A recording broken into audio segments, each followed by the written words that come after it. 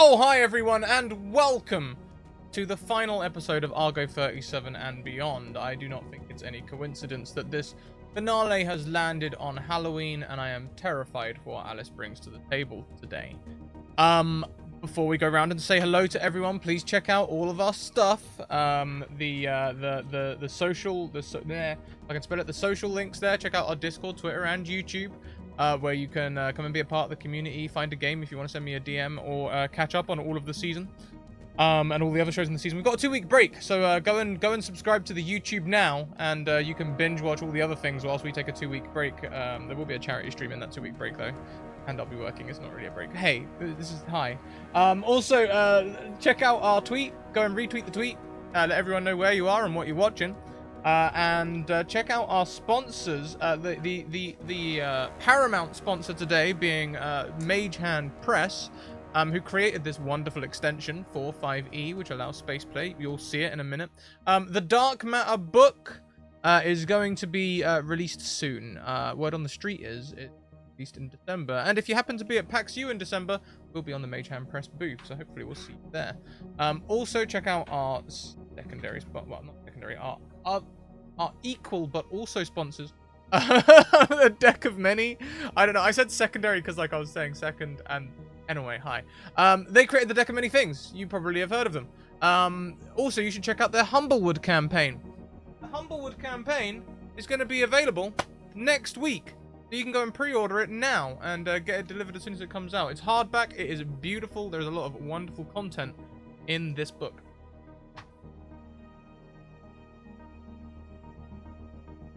Okay, let's go around and say hello to everyone. Hi, Alice. Oh, hi. I'm Alice. I'm also White Rabbit Pick on Twitter.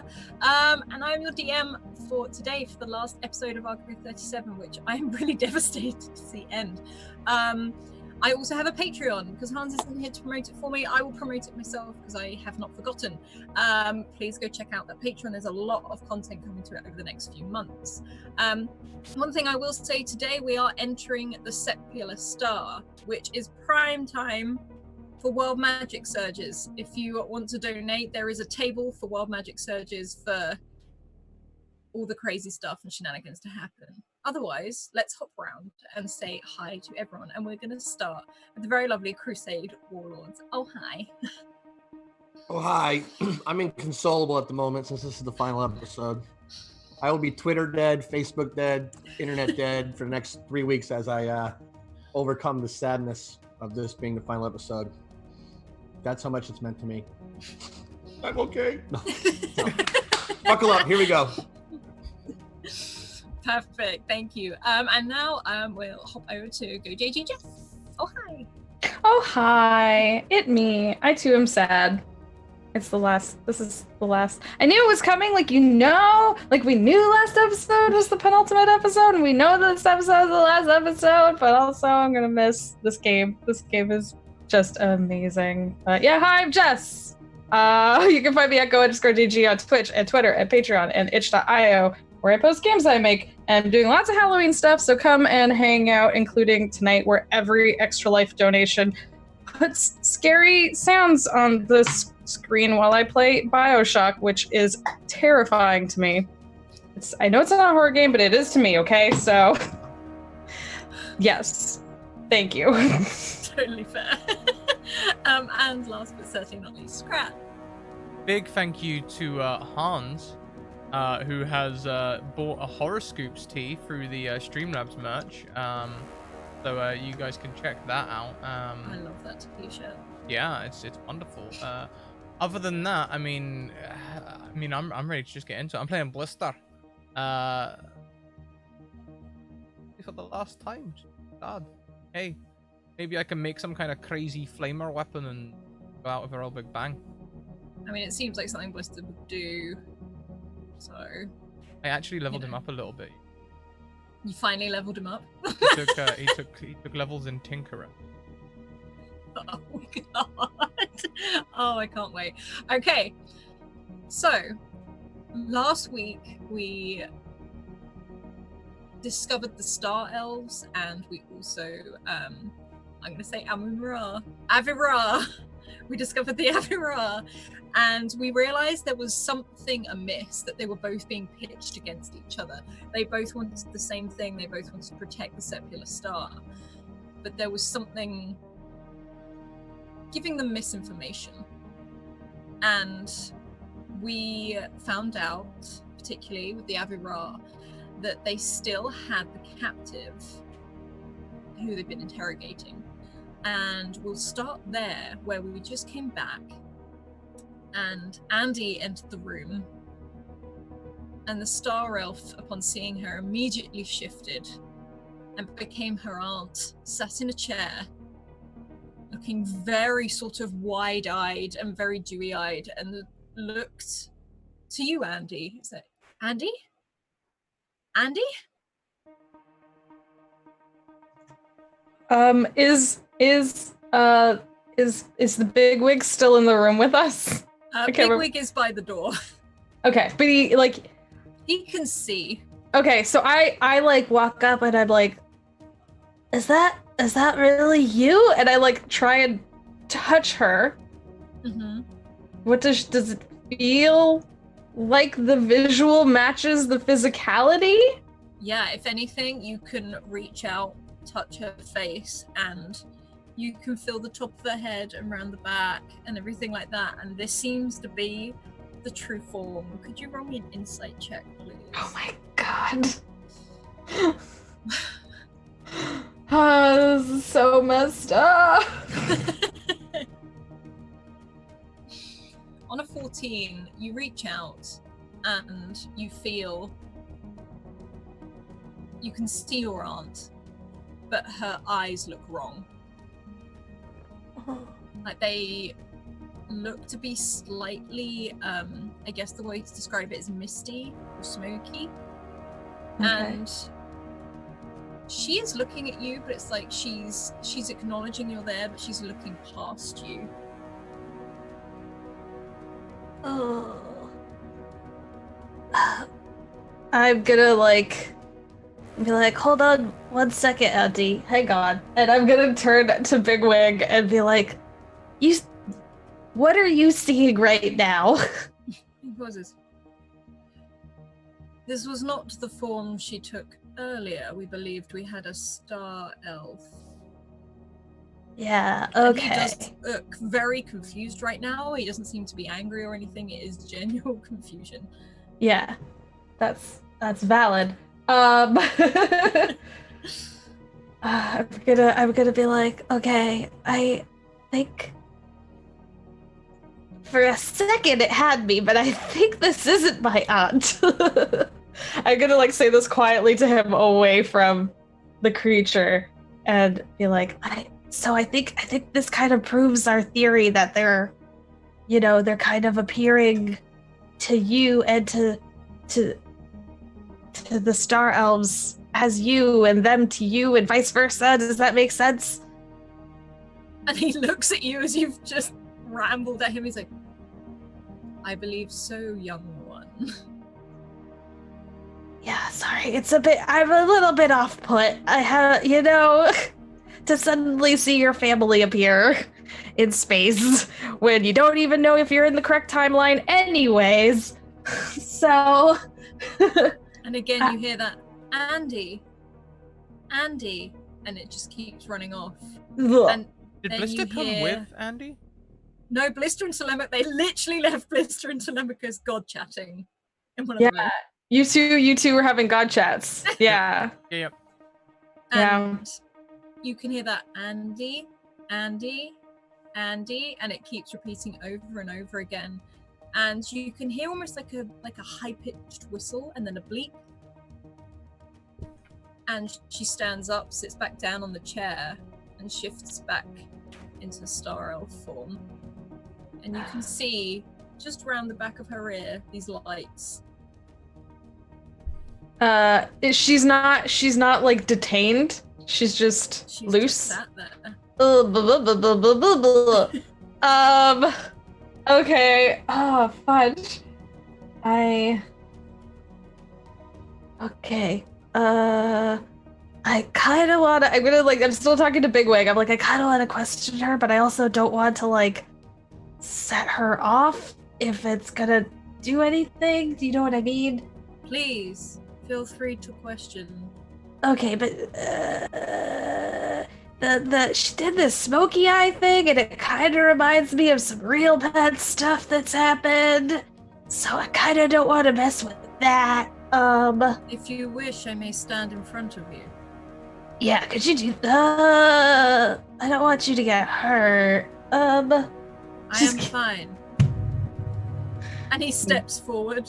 And he kind of puts one of his wings out, almost like a shield, just as like a curtain, effectively, as you talk. Okay, I'm like...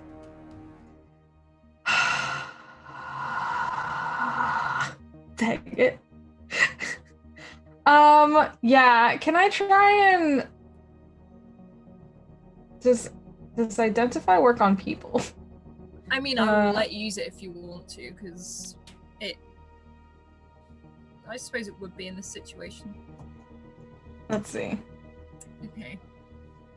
You must touch throughout casting the spell. Okay, so yeah, I'm specifically going over to where you said like lights are blinking behind the ears. Mm-hmm. And I'm sort of investigating that, and I'm doing a mix of a medical check, because I do specialize in xenobiology, and then also touching her and these weird lights and trying to figure out what's going on there. You approach currently this star elf, and they sit dead still. Their eyes don't even follow you when you walk to their side as you reach out and just touch behind their ear where these lights are. Okay. And you have a look, you can get a reading on your wrist. This is your aunt. This is 100% your aunt through all the tests, through all the DNA.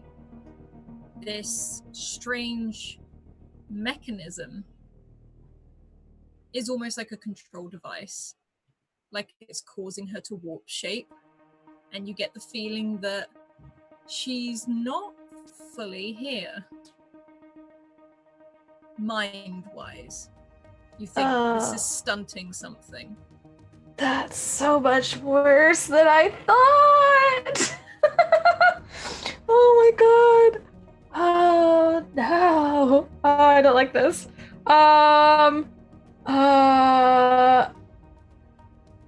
Can I analyze to see if I can remove it safely?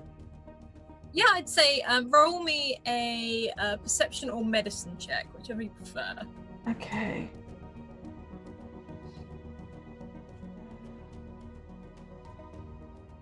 Oh, dang, on the other side. You could remove it and see what happens. I'm gonna wait, but I don't like this. If I go and stand in front of her, she now like looks back to being like a star elf, right? Yeah, she looks like a star elf right now. If I go and stand, I go. It's like an image. It's like an illusion. Yeah. Okay, so I go over and I walk in front and I kind of like scoot open Bigwig's feathery feathers to look through. I touch my aunt's face. And I'm like, can you hear me? Yes. Ugh. It is her, but you can hear the voice is wrong. It's coming from a star elf, not coming from your aunt. Okay. Okay. Listen, I'm gonna help you, okay? I just need some time to figure this out, alright? Andy, you are clever, you are smart. They are distracting you. It is why I am here.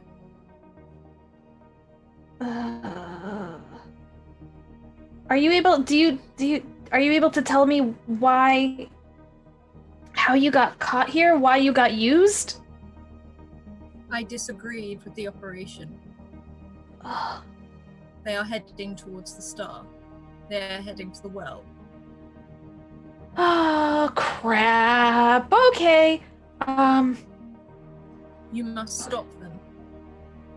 Is there anything else you need to tell me before I run and try and deal with this? And you hear just for a moment, almost like a pause as she's really trying to force words out, like something is now locking on what she's saying. But she pauses. Don't let Blister split.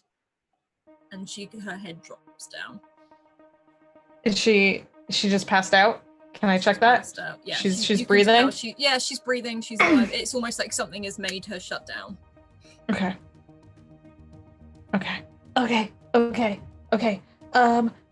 Just, and I turn to Bigwig and I'm just like, thank you. Can you make sure your people keep her safe? And I gotta go talk to people. Of course, you strange young person. As he sort of drops his wing. I do apologize for that. I mean, I'm never not strange, but I am being especially strange right now, and that I apologize for. But I gotta go. It is quite charming as he sort of opens the door for you, and you can speed back towards Blister. Thank you! And I run away. And he starts to prep to go and do his meeting. Crap. You can head back to Blister. Blister, what are you doing in there as you chat to Telemachus? Telemachus is kind of just staring at you.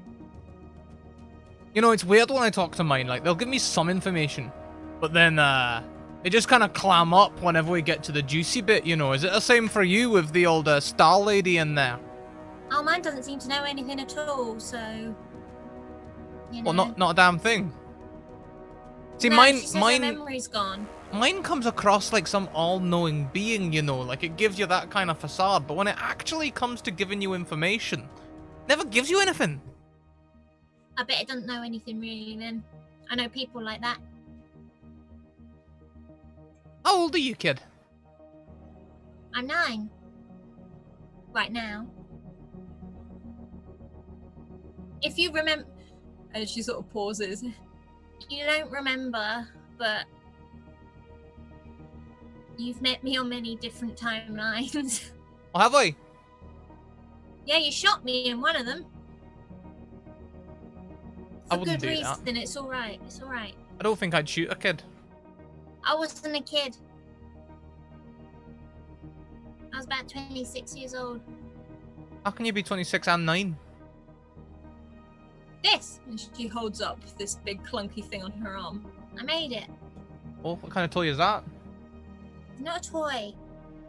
It's my time device. Oh. It's not working at the moment though, and I don't know why. Now it's just a big clump of metal on my arm. Sounds really fancy. Maybe if we just believe a little bit harder, it'll start to work.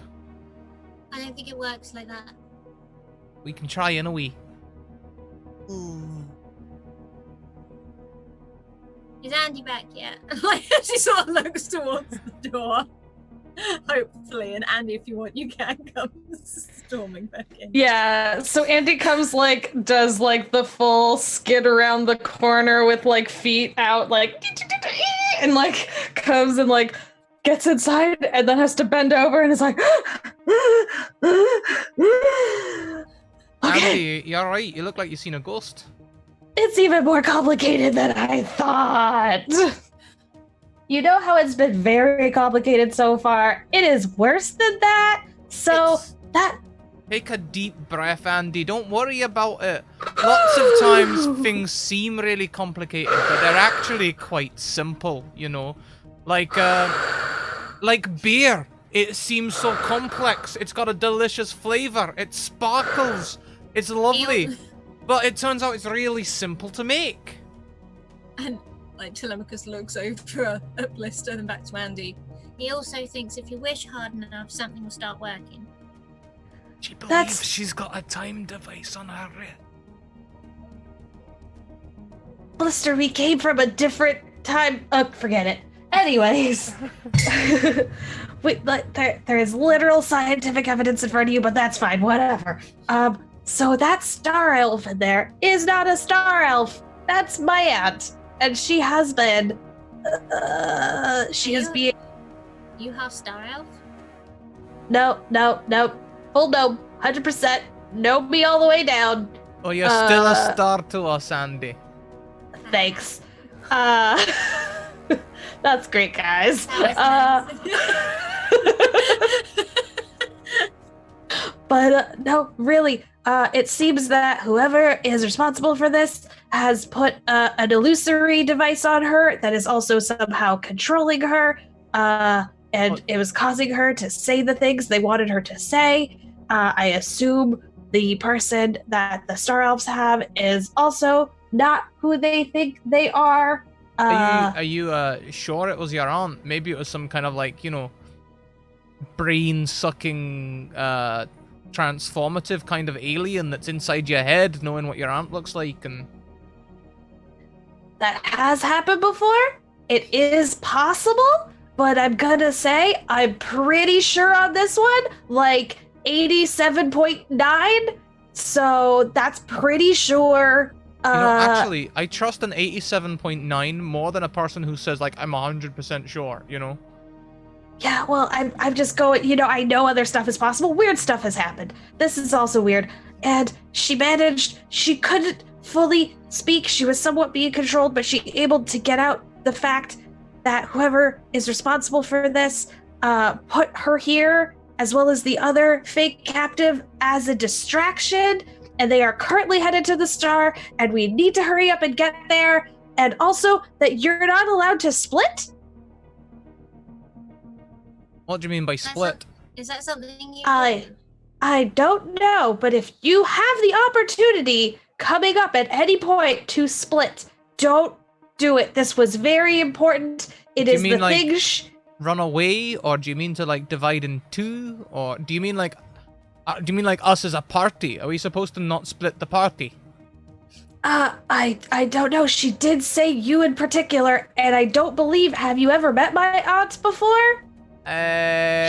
She's a famous gnome doctor. Oh, hang on. Have you met any gnome doctors other than me? Does she like sherry?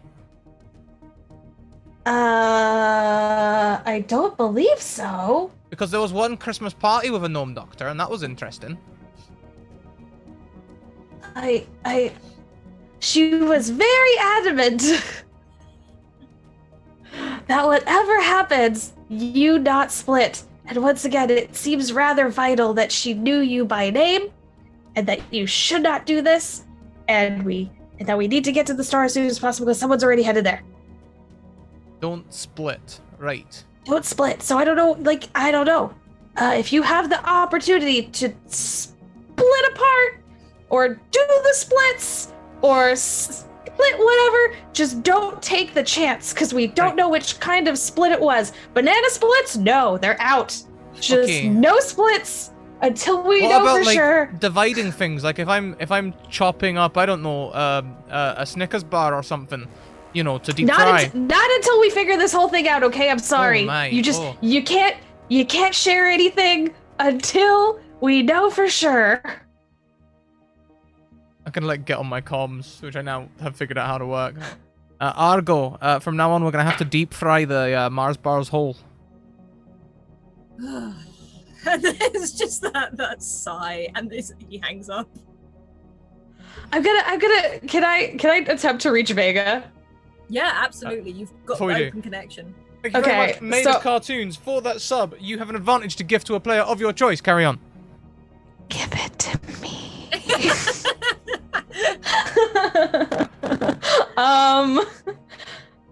No splits. Yeah. Okay. Sorry. I'm calming Vega. Yeah. So I pull out my I have out my robo arm, and I'm gonna tap it, and I'm gonna. Yeah. You can get through to Vega. Vega, you get this call coming through as you stand probably pretty ready. Like you've got Kimmik and Mara ready to go. You can see that Mara has disappeared quickly to go get their hostage, but otherwise they're all stood, geared up, ready to go when this call comes through. Andy, what do you say? Vega! The hostages aren't what they seem. The hostages aren't what they seem. It's an illusion. It's a trick. Right, we assume they weren't what they seem. I know, but you must have found out something. The one that they have here is actually my aunt. Your and aunt. she managed to break through long enough to tell me that this has all been a distraction, and whoever is doing this is already on their way there, and that we need to prevent Blister from doing something that would be bad, but it wasn't clear. They just said split. They're not allowed to split. So, if Blister looks like he's splitting apart, I guess hold him so he doesn't. I'm not sure. That's all she was able to say. It was tremendously hard for her to speak through this device. Okay. Tell me exactly what she said about splitting. Word for word. She just said, whatever happens, don't let Blister split. All right. Did she say who she was working for or who's got her? No. Okay. I was scared to ask because I assumed they might be able to listen in. Okay, stand by 1 second. Is the hostage in the room yet, Alice? Mara's currently walking this Aviral back in. Okay, and I'm gonna pull again out. Looks mildly confused. The Avinra does? The Aviral does, yeah. Okay, I'm just gonna walk right up to it and be like, "Who are you, really?" And there's a pause, and you see Mara sort of give you a look. I just wink at her. But Kimmik sort of makes her hold her position, sort of trusting you. Okay. And this Aviral looks to you, and it's again, you see that very foggy eye, and he pauses, and a voice you recognize comes out of this Aviral. That's impossible. You're supposed to be dead. And this Aviral slowly, you hear like a beep and a whir as this bird form slowly drops away, and you see George, The scientist? the scientist from Area 51. He does look confused. He doesn't look fully himself, but he is in an astrogation's uniform. I turn my mic on for a second. Found George. Stand by. Turn it back off. Oh no, George!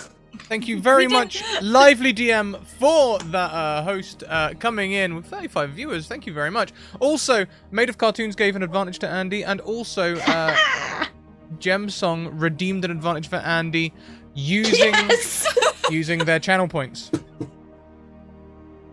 Thank you. I appreciate it. I need it for later. I don't know why I'm saying this, but you can also gift disadvantages for Alice to use. I don't know why I said that. You monster. And wild magic surges, but there you go. I'll just look at George and say, well, it seems like none of us, nothing seems to be what it's supposed to be. What's going on, George? It's like, no. You died. You're not supposed to be here. I know. But yet, here I am. So tell me what's going on. And you can see it's like he's trying to get through like a mental block. Do I see the blocker on him? Do I see the lights? You do see the lights. All right, I'm going to hack him. Okay, roll a sleight of hand check for me. Okay. Do I have any advantages? Yes, you have one advantage. I will use it now. Okay. Okay. Sleight of hand. Sleight of hand, please. Woo! Yeah, you got 32 with an advantage. Holy crap. As you do, you start hacking into this wall, and you see it whir, and it's like his head goes down for a brief moment, shoots back up, and he holds his hands out and pushes the gun aside and grabs hold of you. He's like, I've got seconds, I don't know how long I've got. Astrogatians Inc. is trying to get to the star. I don't know his name, I don't know what it is, but he's made a deal with the Traveler, and we need to get into there before something happens. We need to just and straight back down again. I'm gonna turn to the Star Elf. Change of plans. Do you have any ships that can get into the star? I think I have one, but it's only gonna fit me. No, we have a transport system that will get you in there. It's kind of like a railway.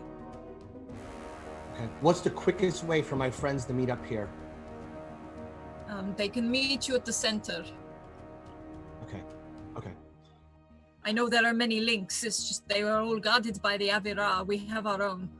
Have any ships ever made it into that star? Ships? No, it's not something.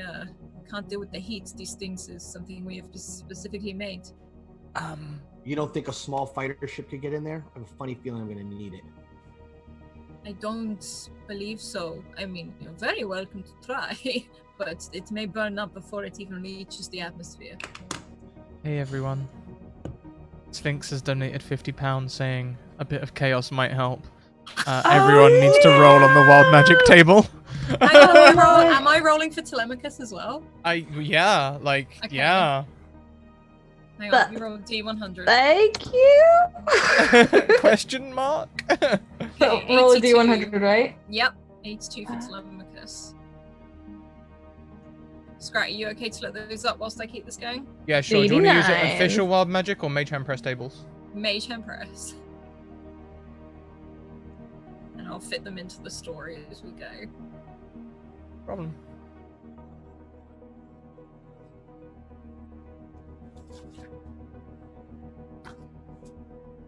Okay.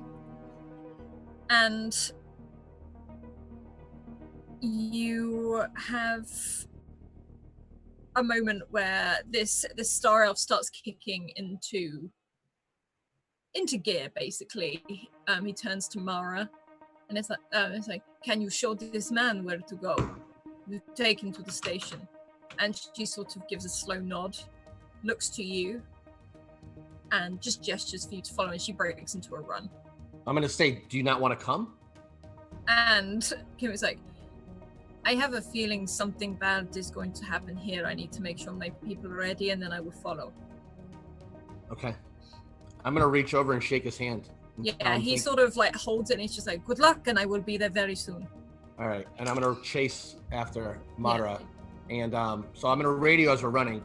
Yeah. Change your plans. Andy, are you there? Change your plans. Yeah. Wait. What is it? What is it? The Star Elves can get us to the center, which gives us a special way into the star itself. They said to meet at the center. The Avira will know where it's at. I think one of them's coming with me, but something bad might be happening here too, so tell them to prepare their people. At least they both know now they're on the same side. They both know they're on the same side. For crying out loud, just get along while we go do this. Okay, was there anything else? That's okay. I'll just come meet you. We're meeting you at the star. We're going to the star. The center, which is the transport to the star. Okay. Did they say who did it? It's Astrogatians. Okay.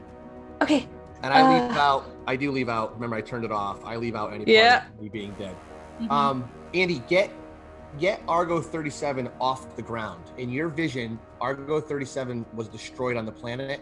Get it off the ground. Get him to hover, do whatever, but I would get him airborne.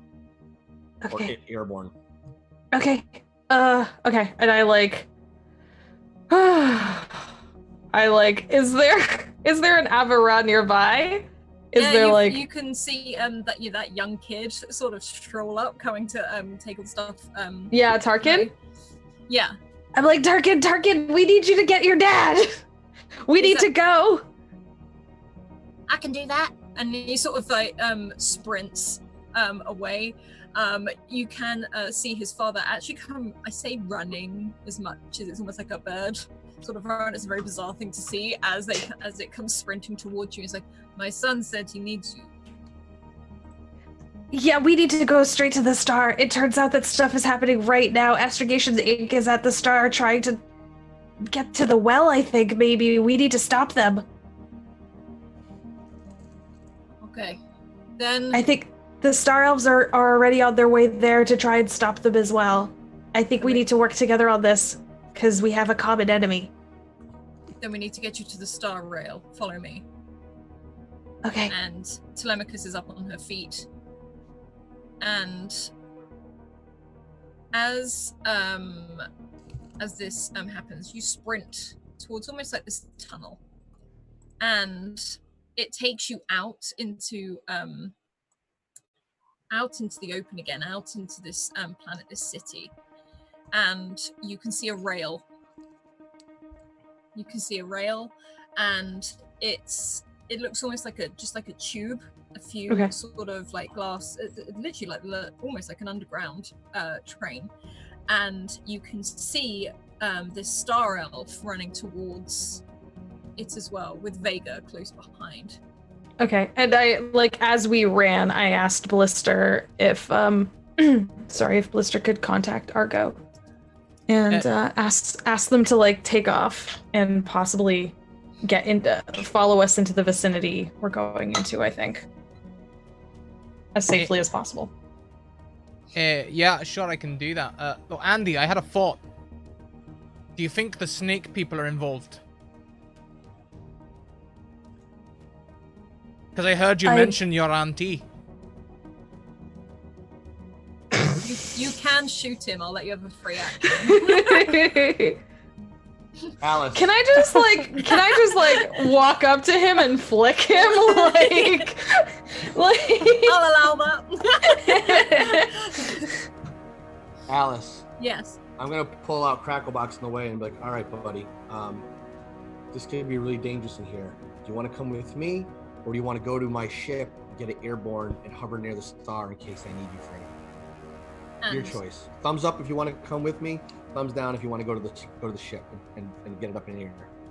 He pauses for a moment, and you can see a whir going in his head, and you see something almost like it's like a button on the side of his head. It's very simple, like a big red button, and he presses it, and you see static go across his eyes. He lets go, and then he sticks his thumb out. All right, I latch him onto me, and I keep running after the thing. Okay, you run, and you can see Andy, you can see Blister and Telemachus all sprinting towards you, and a very, very young Avirar who is leading the way, who sort of slows down a little bit upon seeing the Star Elf. Mara does not stop. Mara is running, and she's run straight to the control panel where this train is, and she's like, "Get on now! I'll get you programming and hop on." Are you not coming? I'm coming. You just need to hop on now, kid. Right, and she sort of goes straight to this Avirar and grabs it. It's like, it's okay. I'm not going to hurt you. When I get on, you're going to press this button and you're going to pull this. And this little Avirar is like nodding frantically. Everybody on. I follow her. Does Andy and Blister follow? Yeah, I'll follow. Okay. Yeah, absolutely. Like, jump right in. You all hop onto this train, and the doors close, and in that moment you see this Avirar with his tiny little wings looking as Mara gives him the thumbs up. He slaps it down on the button, and you shoot off. You feel yourself being pushed back into the chair as you leave this city, this citadel, and all around you is just space and this huge revolving sepular star. And Mara looks to all of you. One thing that you should know is the sepular star is not any normal place. Time can warp in it. Abilities can warp. There's just things change. Nothing is set in space or time in this place.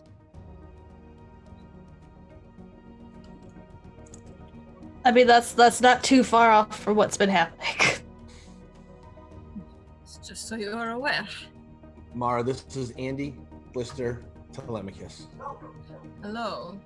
And she sort of raises like a hand and waves. Is Mara the only one that came with us? I'm sorry for all that feedback. It's Halloween. I have dogs. That's People the coming to the the door. star welcoming us. Yeah. It's all the time and distance changing, and we're looping through to somewhere with lots of dogs. Mara, you should know, the Avanraz god, Un, is very real, and it's currently inhabiting that young girl's body. You should also know that the Traveler is very real, and is currently inhabiting his body. And he's not allowed to split. I think that's what you said, right, Andy? Yeah, not allowed to split. So maybe The Blister. Traveler trying to leave. I was gonna say maybe you gotta keep that guy in you. Just keep him in there. Just don't like press it down. You know, like a wound. Keep pressure on it. Just Keep what? I mean, how do you keep pressure on a? I don't know. Just don't let him out. Blister. Literally, the universe is at risk. We have to focus here. Keep him in check. Don't let him leave, convince you of anything, offer you immortality. Whatever he offers you, whatever it may be, it's not worth the extinction of everything in the universe right now. Just keep that in mind. Oh, I got this. Hang on. Blister, look at me. Look. Eyes here. Okay. Yeah, you know that movie you were just watching, and there was the really bad guy, the mummy? Oh, yeah. And he was the bad guy, and he was gonna end everything, was gonna go really bad if he won, right? Right. Okay, that dude is in your chest, and you need to not let him out. If you let him out... God. I need to get a cat in my chest. For now, we will get you a cat, but for now, just keep him in there until you are the containment for now. Right. Do not let him out. Does that mean I'm scared of cats now? I don't think you personally are, so I think you're cool. We'll see what happens when we next see a cat, I suppose. Yeah, we will. But mostly just that first part, okay? Which part? Oh, God damn. Alice. Yes. So as I'm standing there with this for a second, it's gonna go. So we know that Astrogation Inc. is manipulating everything. Mm-hmm. I'm telling everybody this. They also were pretty shocked to see me as well, I'm sure, as your aunt was shocked to see you, Andy. This may or may not help us. And I'm going to change my appearance with my once a day ability, and I'm going to turn to look like George. Okay? Mm-hmm. Exactly. And you see this sort of form fall over Vega as he turns into George, the scientist that you met at Area 51.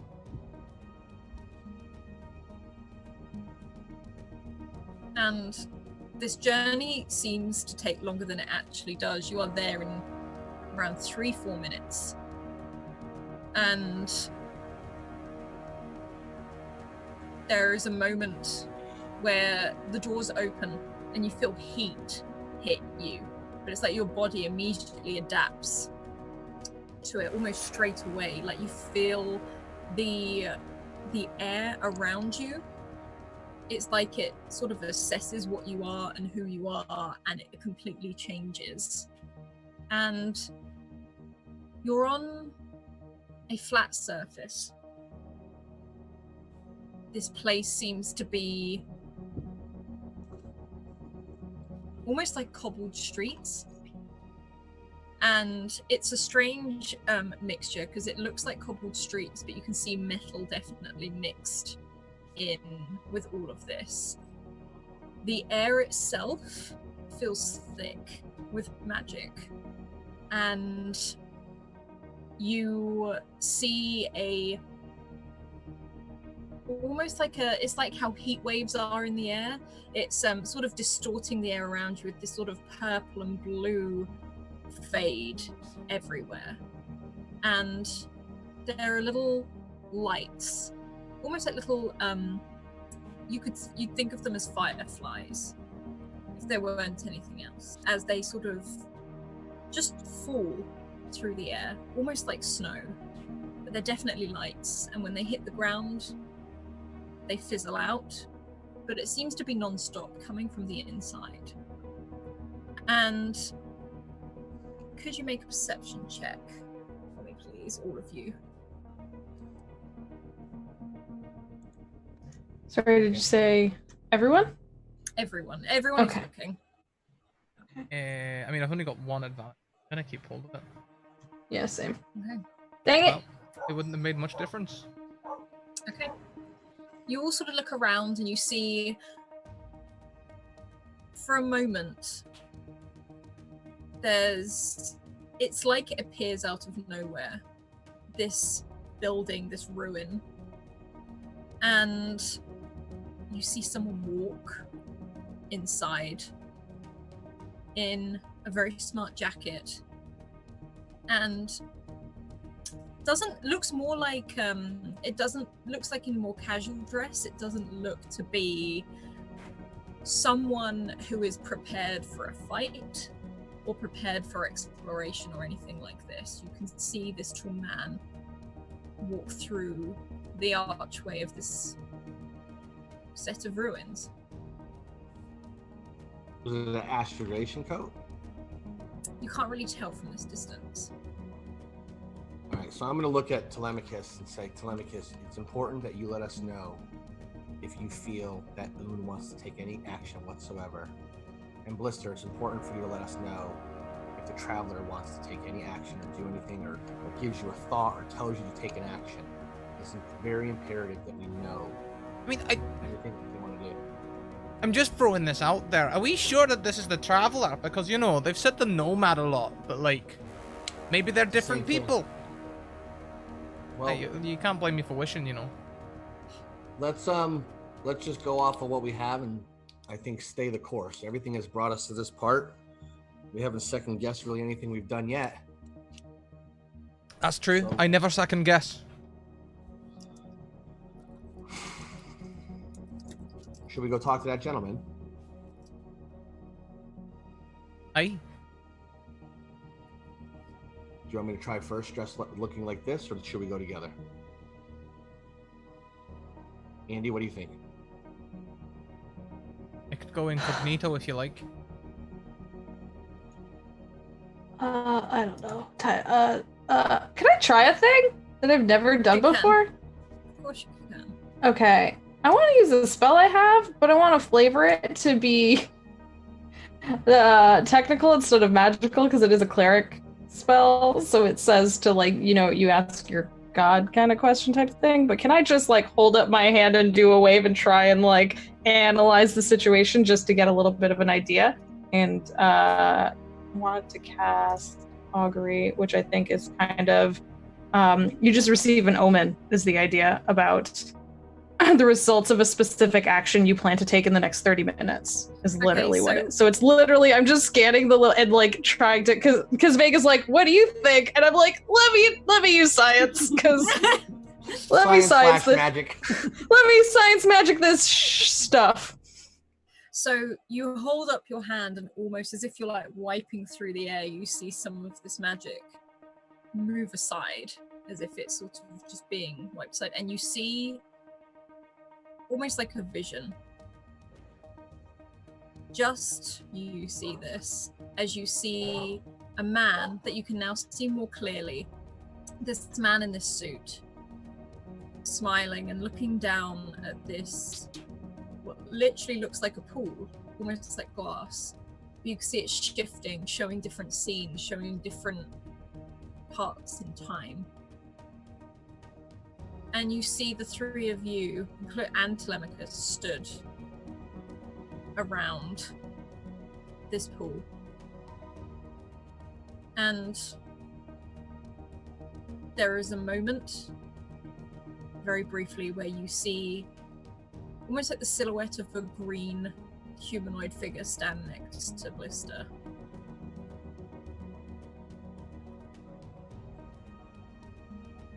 And that's it. That's what I see. Mm-hmm. Okay. I turned to Vega and I'm like, he's going to the pool.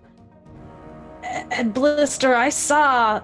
So as soon as she says that, I'm going to start running till I'm within 30 feet of him, Alice. Then I'm going to yell, and when he looks at me, I'm gonna blink behind him with my rifle to the back of his head. Ooh.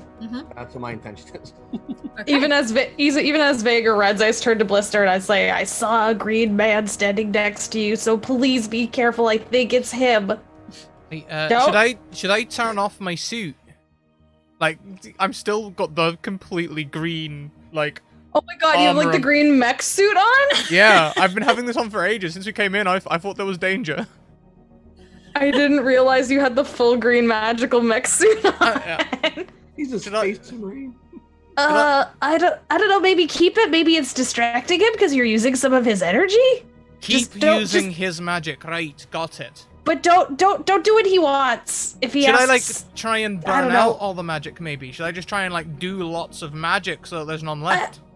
I cannot say one way or another. This is a completely new development to me personally. I mean, well, I could, you know, I could just start, like, casting things, you know?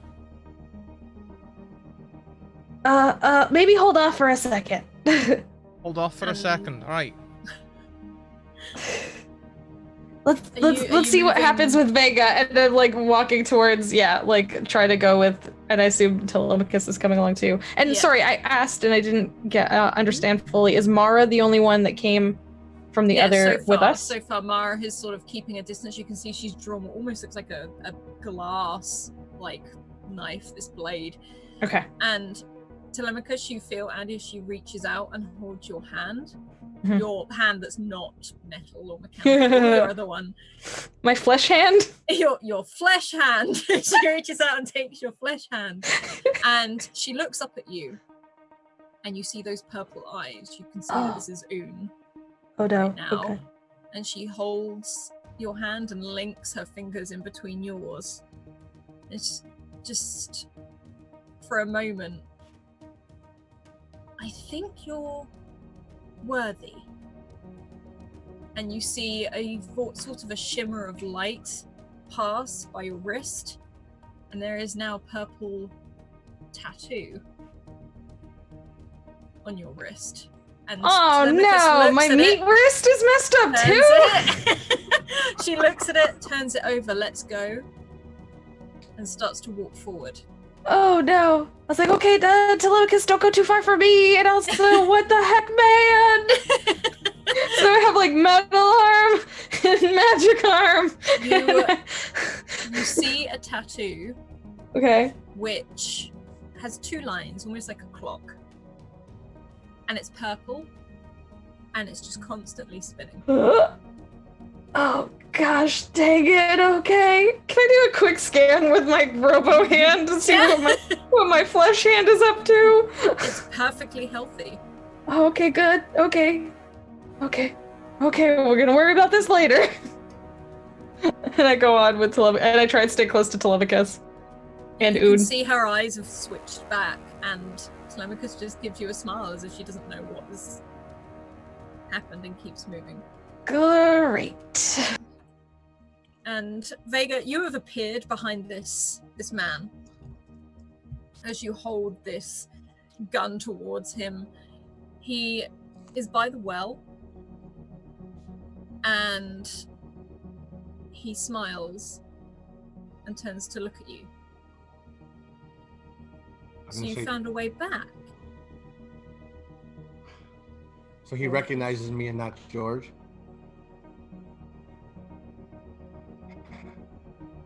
Come on.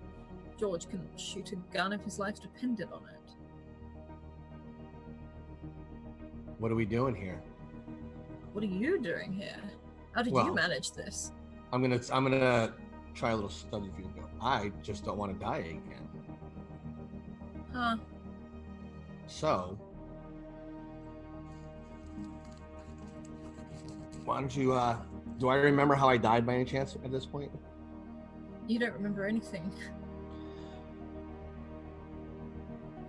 How did I die? What did I do wrong? But you haven't died. That's the problem. You shouldn't be here. In fact, I made it very clear that I didn't want you here. Oh. Well, why is that? because I disagreed with you in the past. Maybe I'm here to agree with you. After all, that's the well of all knowing things, knowledge, and my disagreeing with you ended in my death, apparently. And he looks at you, sort of just slightly confused. And for a moment, you can see the world itself you're in start to shift around you. And could you roll me a perception check, please?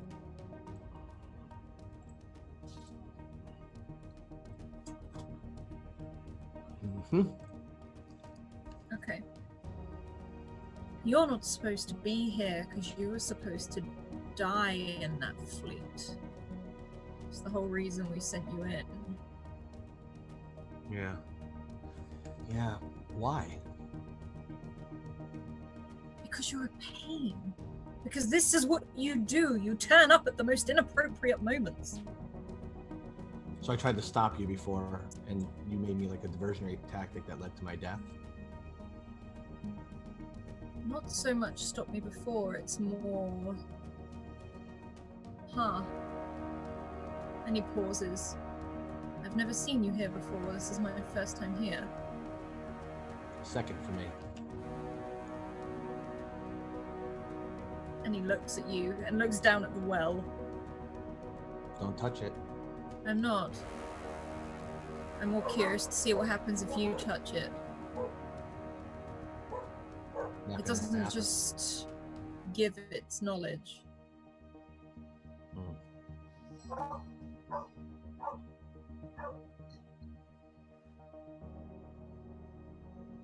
Why did you send the fleet in? My memory's a little hazy. To be destroyed.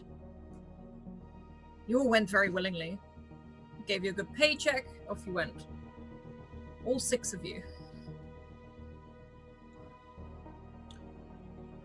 And for some reason, you're here. Yeah. Who were you here with? You couldn't have come all this way by yourself. Don't lie. Well, technically, the Traveler helped me. So But what is this plan? Take Una out of the star, replace it, restart the universe, you get a big promise in the end? I have a little bit of knowledge of what's going on. he raises an eyebrow.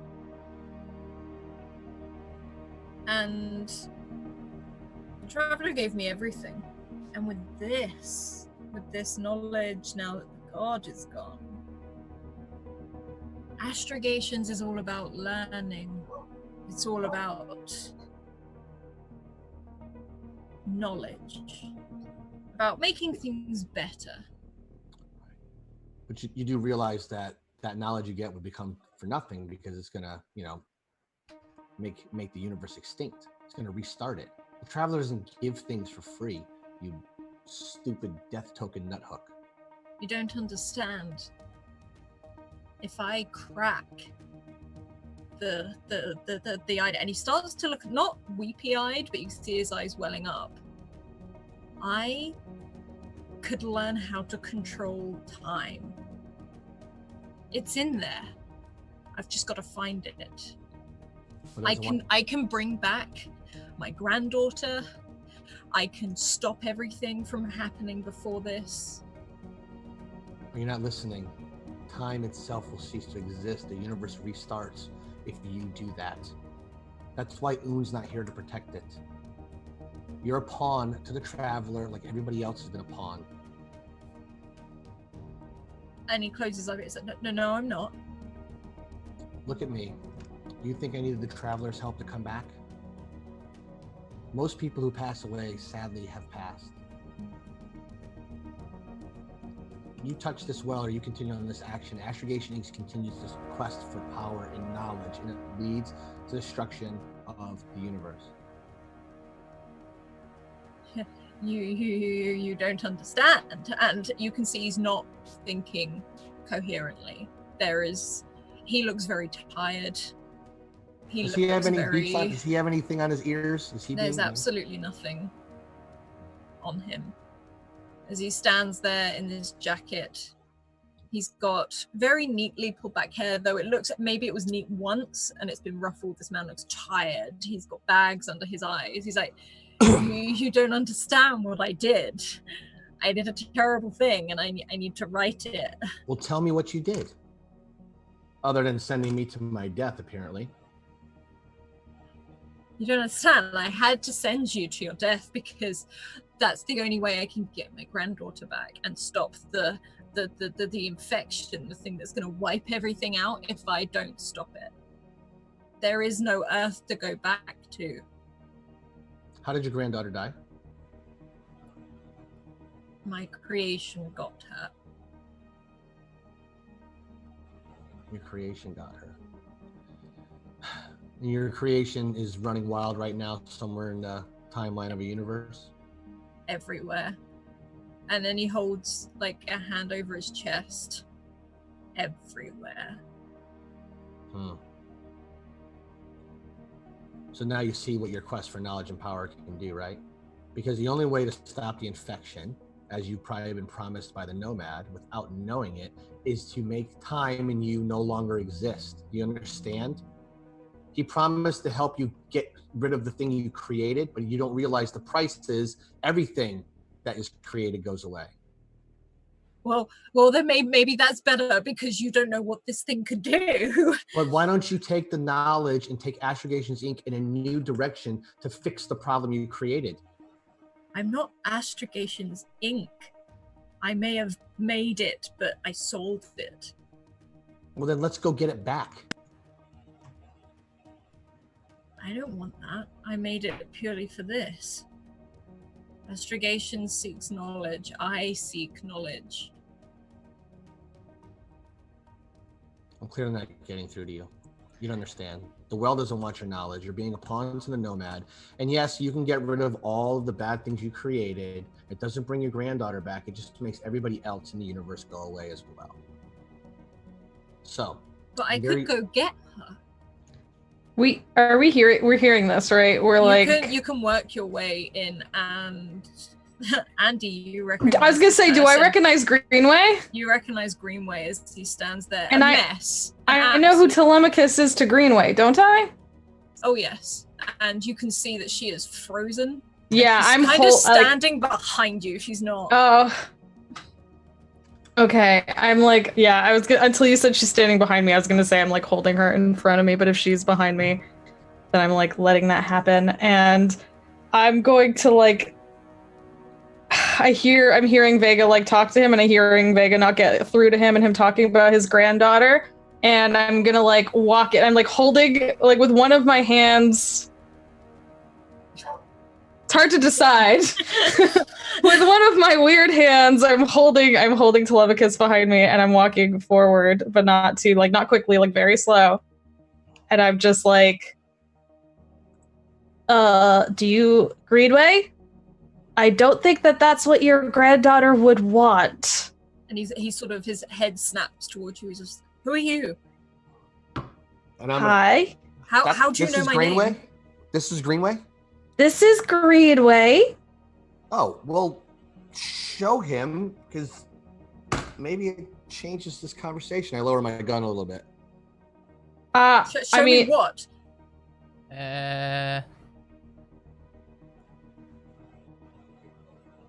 I'm not forcing, like, I'm not going to force Telemachus out. That's not something I would do. That's not something Andy would do. She's kind of got her back to you now, like breathing heavily because of the last time she saw her grandfather. She's paused and she's looking at Blister now. And looks at you. You didn't rescue me, did you? Rescue you? Timeline. Me! No, I've never seen you before. That means it happened to me on the ship when you didn't come and save me. That means he's still got it. It means it's still in him. Do I hear all that? They're all within close range, right? Yeah, Alice? you'd probably hear that. He can't really hear it. If anything, you're picking up over the monitors. So what's our play here, Telemachus? Blister, your mind's being blocked too, but you're not allowed to split. You know the way to fix this if you rescued her in the past. You guys have hinted at this a couple times. It's starting to make sense. In this timeline, there's a way to fix it as well, the same way you fixed it in another one. But your memory's being blocked. Telemachus, do you remember how he saved you in a different timeline? You know, I was on the ship. He took me away from the ship. The things were chasing us. It's you can't. And there's a moment just for a second. And only Blister and Andy will hear this. You hear a whir kick up as a purple energy starts to swirl around Telemachus. And her huge, timey-wimey wristwatch suddenly starts to static and warp. And she's like, and starts like holding it out at arm's length. Trying to undo it as it starts to sort of overpower and overpower. Can you all make a dexterity save to not fall over as this thing explodes? I'm using my advantage. The second Telemachus started like freaking out and trying to like scratch it off her arm, I would be also attempting to help her get it off. Mm-hmm. So I'm using advantage and it's a dex. Oh, good. A dex save. Oof. Okay. Yeah. Andy, you don't quite get effectively blown over, but all of you hear this as it's almost like this bomb drops as this wave of purple hits out. Blister, you're in a pub. You're in that pub. Oh. And from across from you, you see Vega talking to you. And you see another you trying to hide behind the bar as you've been thrown back into a separate timeline. Well, this is new. I'm gonna go walk over and say hello to me and Vega. Before you do that, the other Blister has got up and gone to walk over to the bathroom. Like 3 of us now. And you can see Vega. Oh no, we split! Sat waiting. Oh, I'm gonna run at one of the Blisters! We need to not be split! You can run at the one that's currently behind the bar. I'm just gonna try and run into them so that we merge. You know, that's how doppelgangers work, isn't it? You run into each other and then you become one. Roll an athletics check, please. Nah. Okay. You run, tearing towards these other Blisters as they've both gone to the bathroom. And you see them sort of confronting each other in this bathroom, not really knowing what's going on. You know, that Spider-Man meme where they're pointing at each other. That's kind of what's going on right now.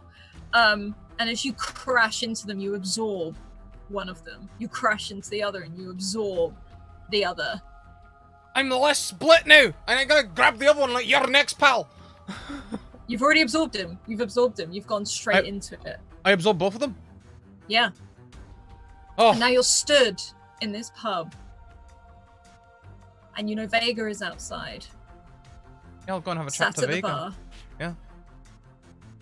I'll You walk walk on out up. and you see Vega, and he just seems to be in like a leather jacket and jeans. I'm just gonna minesweep a drink on my way through. Yeah, you can do that. And you sit down, and Vega looks over to you. He's like, right, do you get what I mean? Honestly, I just got here. But don't worry, I'm not split. Yeah. Do you know what? You're as weird in every... Do you know what? It doesn't matter. It doesn't matter. Look, this is very important. I need you to remember this. Alright, I'm ready. Go on, hit me with it. You're going to get an offer. Gonna get an 1 offer? week time 1 week. to join a company that is going to be a small mining company, a delivery company, you name it, does everything, called Right. Argo 37. And I need okay. you to join Hang on a minute. this crew. Hang on a minute. I've been on the Argo 37 for years at this point. What are you talking about? Oh. Just listen. All right. And he sort of is like, I need you to get on that ship. You can count on it. And on that ship, you're gonna come across a company. It's gonna be called Astragations Inc. Okay? Right. And you're gonna head to this space, and they're gonna be sending out a small fleet of 6 ships. And I'm gonna be on it. Right, okay. Hang on. No, I've missed a bit. I'm gonna be on Argo 37, and then there's gonna be 6 ships from Astragations Inc., right? No! And he sort of like looks at you, he's like, you are gonna be on a, oh god, you're gonna come into, this is why I'm gonna die. You need to get on Argo 37. You're gonna come come across another ship. I can promise you that. We'll get on Argo 37. Then there's another ship, right? Do you know the name of this ship? It's Astragations. It's one of the small fleet ships. I see why you keep a notepad, you know. I can see why you do it. Right, I'm gonna need to get on the Astragations Inc. ship, right? You need to get on the Astragations Inc. ship. I don't care how, I don't care what. Just, you need to get on there, and you're gonna see me, and I'm not gonna know who you are. I'm not gonna know who you are at all. And if you could try disguise yourself, that would be handy, but I don't think you're gonna be able to do that. Maybe wear my hat the other way around or something. You know what? Yes, why not? You don't, but you're gonna see me, and the ship I'm gonna get on says Alpha 88 on the side, okay? And there's a fleet. There's Alpha 88, Alpha 87, and Alpha 89. You name it, all of those. All right. Do not let me get on that ship. Oh. Do not let me get on that ship. Would this happen to happen at the center of the universe or anything like that? Blister. On this ship, on my first flight out on Alpha 88. Get down, dog. Sorry. It's alright, it's pub dogs, they're always like this. I know. I need you to not let me get on that ship. I don't care what you do. Dismantle it. Fix it. Trust me, you've done it before. Or just stop me from getting on this ship, because if you don't, I'm going to die. Right, so... And if I die... Destroy your ship. Got it, I can do that. You're gonna be mad at me though, aren't you? If I destroy your ship. The last time I attempted to destroy your ship, you went I'm getting a little mad at you now, so, you know, it's kind of... Just don't let me get on that ship, okay? Because if I die, we're not meeting at that center of the universe, okay? Do you know what? I think you can rely on us meeting at the center of the universe. I'm like 87.9% sure. You know, I trust people who are more 87.9% sure than 100% because I feel like they've taken more into consideration, but... You don't think they're just like copying someone else or anything like that. They've really put some thought into it. He squints at you and just stares.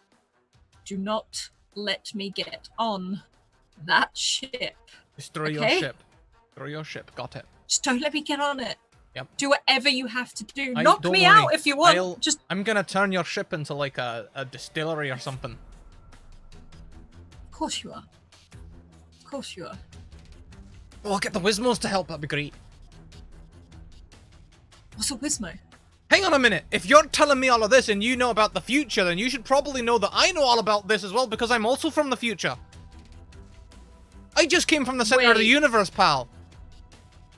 And he sort of looks over. He's like,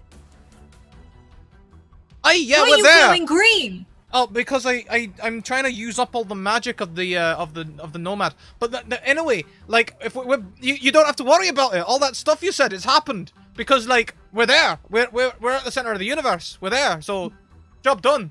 We can rest on our laurels. Oh, except there's a Greenway thing with some kid who, you know. Who's Greenway? Like he starts like looking over. It's like I'm not really sure. Apparently I know them in like a different timeline. It gets very confusing. Okay, look, buddy, just make sure I don't get on this ship. And as this happens, it's like it starts to fade out, and you are sat in the kitchen of Argo 37. Sugar in the morning, sugar in the evening, sugar in the winter time. I'm gonna make my way down to that garbage disposal unit with my toolkit, which I'm gonna take out of my room. It's like a trolley dolly with all of the tools on it that I could possibly need. I got it recently from leveling up, look. It's real pretty. They call it a tall belt, but I don't think a tall belt's gonna be big enough. As this is happening, Andy, you look over to Vega, and Vega is starting to fade. I grab him. It's the fudge. You pass through him. No, Vega, don't do this again. No, you did this already. Don't do it again. Stop it. Last time we went together. I'm trying to do stuff with my magic flesh hand and my robo hand. I'm like, scan, touch, magic. And you can't, you seem to be disappearing. Oh, no. So Vega is disappearing as you reach through him. And Vega, you can see this. And Greenway looks to you. He's like, oh, he hasn't done it yet. And we flip back to Blister. Blister, thank you for the random roll table. Through all of your gear and all your strange things, you find this strange musical instrument. It looks a little bit like what an Earth person would call a kazoo. And but it's glowing.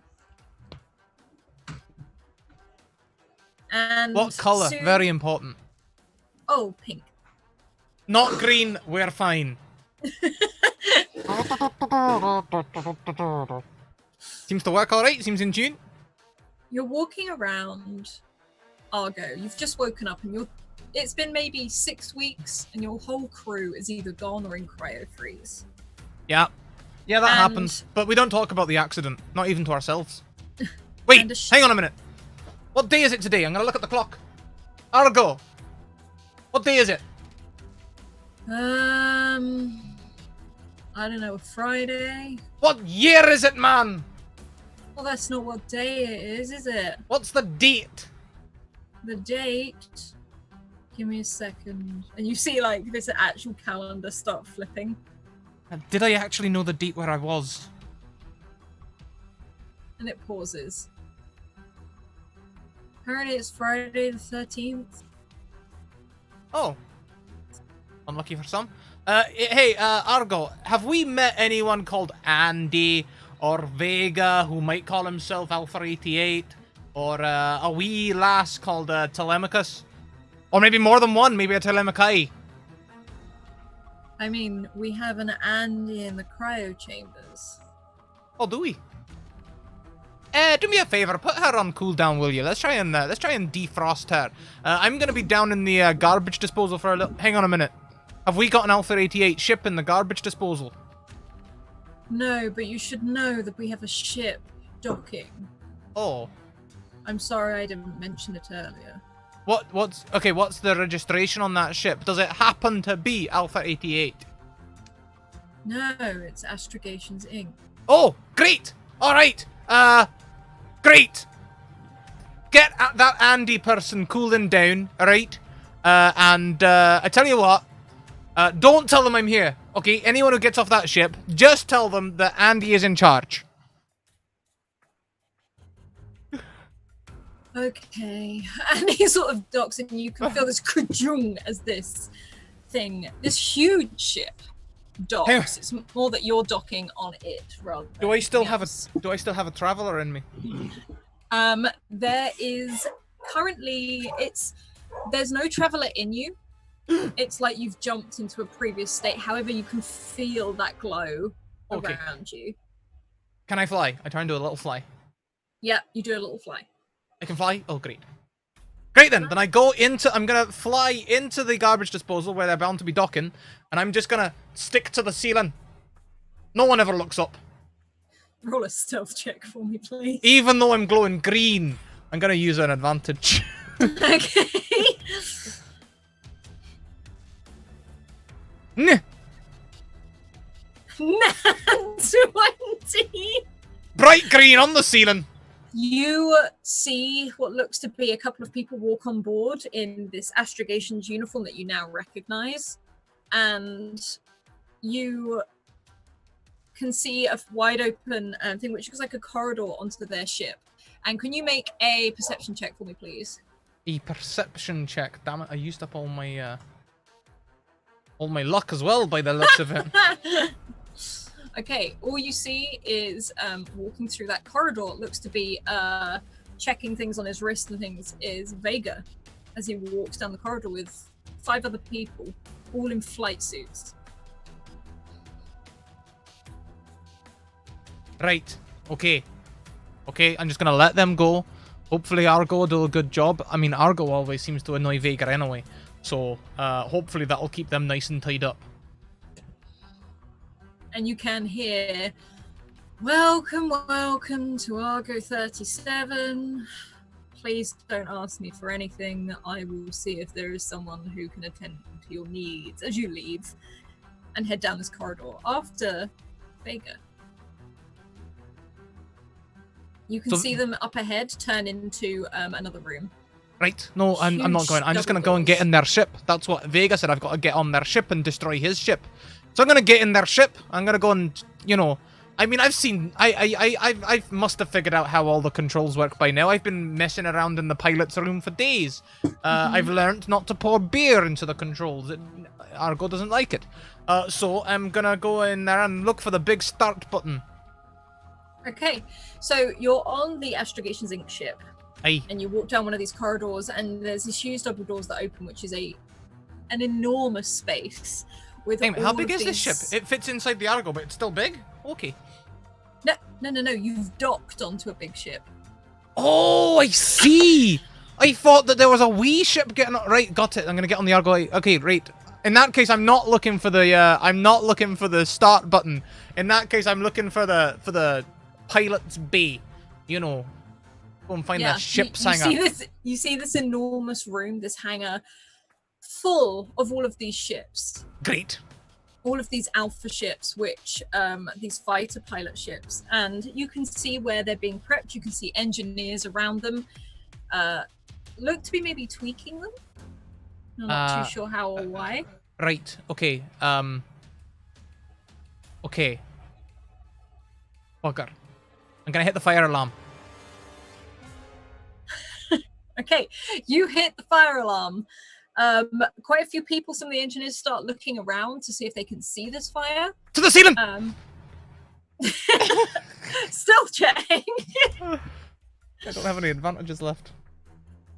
You didn't need it last time. Oh! You try to stick yourself to the ceiling. As you do, as one of the engineers runs past trying to get out, you fall and crush him. Sorry, didn't mean to do that. I'm from maintenance. Is he dead?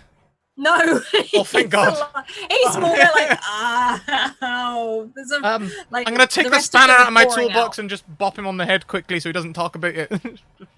Yeah, I'll let you just knock him out. He's already pretty upset, but you can see the rest of them flooding out because of this fire alarm, and it is going wet, Great. Wild right now. Now, the hangar bay doors, they're not wired up to the fire alarm, are they? They're staying open. Yeah, they're staying open. In fact, all the doors are open for Great. Here's my plan, right? I'm gonna get on each ship, I'm gonna press the go button, and then fly off to the next one and press the go button, so they all just fly out into space. You need to make I don't even know what you need to make. Perhaps a athletic or acrobatics check to I'll take acrobatics. get onto them before they take off with you still in them. And aerobics, if you will. I mean, it doesn't really matter if, you know, I can just press the eject button because I can just fly back in, you know. It's the advantage of the suit. Well, just describe how you do all of this then. Oh, yeah, no, I'm just going to go in. I'm just going to, like, you know, I imagine the first one's a bit rusty. You know, I fire some missiles. Whoops. And then I find the go button and the way it goes. And then I know what to do then if they're all the same. Just fly out of that one into the next one. I press the go button. Maybe I turn the steering wheel just a little bit right, so hopefully they collide. Then, you know, I'll go to the next one and do the same. I'll make sure the autopilot is turned off. Go, go, go, go, go, go. Okay. I'm gonna stand in the hangar bay and salute. As you do, this absolute chaos erupts as all of these ships start to crash into each other and explode, and the sprinklers go off. Andy, that shimmer as you're reaching through, you see Vega getting more solid again, and Vega, you can see yourself start to almost appear back, and you have like a memory suddenly hit you of that. You remember that day you were supposed to fly out. There was a malfunction with all the ships. They didn't want to disclose anymore, but there was a fire alarm that went off that day, and everything departed pretty quick from that day. And you stand there and Greenway looks at you as you start to become more and more solid again. Well, how's your recollection of what happened that day now, Mr. Greenway? I wasn't there. Well, looks like he did do what he was supposed to do, doesn't it? And he sort of looks over and you can see that Blister is still there, but he is glowing very, very green right now. Okay, I wasn't metagaming that. I was just repeating what he had said back because he said he didn't do what he did yet. So I just said, yeah, it looks like he did do what he was supposed to do. Am I glowing in a green way? Hey. Boo. Greenway pushes you into the pool. No, he doesn't. Andy, you blink. You're back in Area 51. Oh. You're downstairs. You're in one of the labs. You can see yourself crouching behind one of the tubes by the husks. Telemachus too. You can see Telemachus sneaking up on you to make sure you don't yell. As you rewatch, you see this husk tap on the glass, looking at you. And there's a moment where you hear a door open. And another lab opens up. And someone walks out of it. You see your aunt as she walks in, whilst you're distracted, whilst old you is distracted. And there is a moment where she walks through and another man, Greenway, also walks in. They're talking and they start to leave that lab into another one. Would you like to follow? Yeah. I like look over at myself in Telemachus and then I look over at this, like, clearly I lived that situation. I want to see what's happening over in this other situation. Yeah, could you roll a stealth check for me, please? Okay, I'm gonna use my last advantage.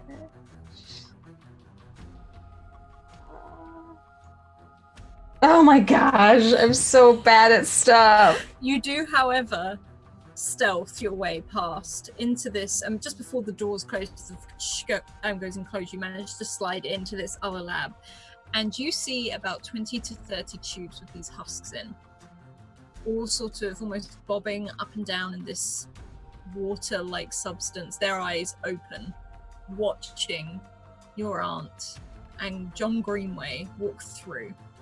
And you can hear your aunt saying, "I am not willing to do it again. Look at all of them. Look at all of them. What we can't keep risking this just because of something that went wrong. Greenway, I'm not doing it. It's unethical." And you can see this very tired man turn to look at her. It's like, "You don't understand. I just need one more chance."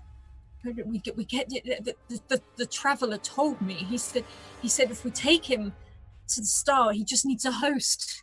He just needs someone to have a ride in effectively, and then when we split him, then he's free, and then it's okay, and then everything will be fine. And she, look what happened to the rest of them we split him from.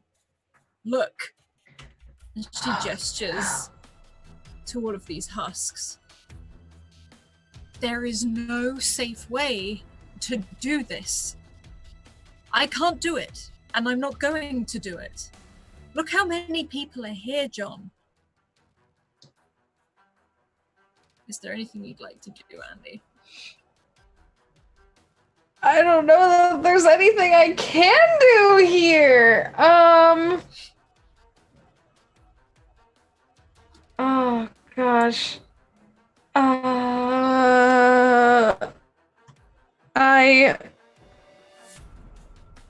god, I don't freaking know. You can keep listening. Yeah, I'm just gonna keep listening for now because I don't think I have the right thing to add to this right now.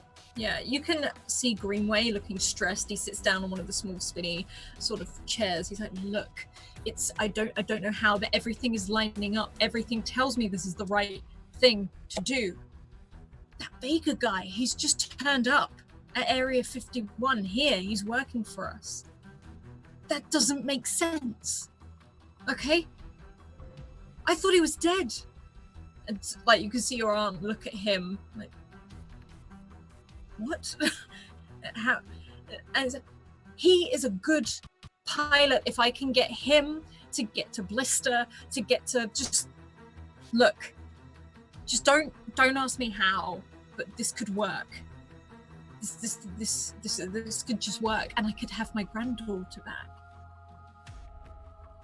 And you see your aunt just shaking her head as you hear that alarm go off and that glass break in the other room.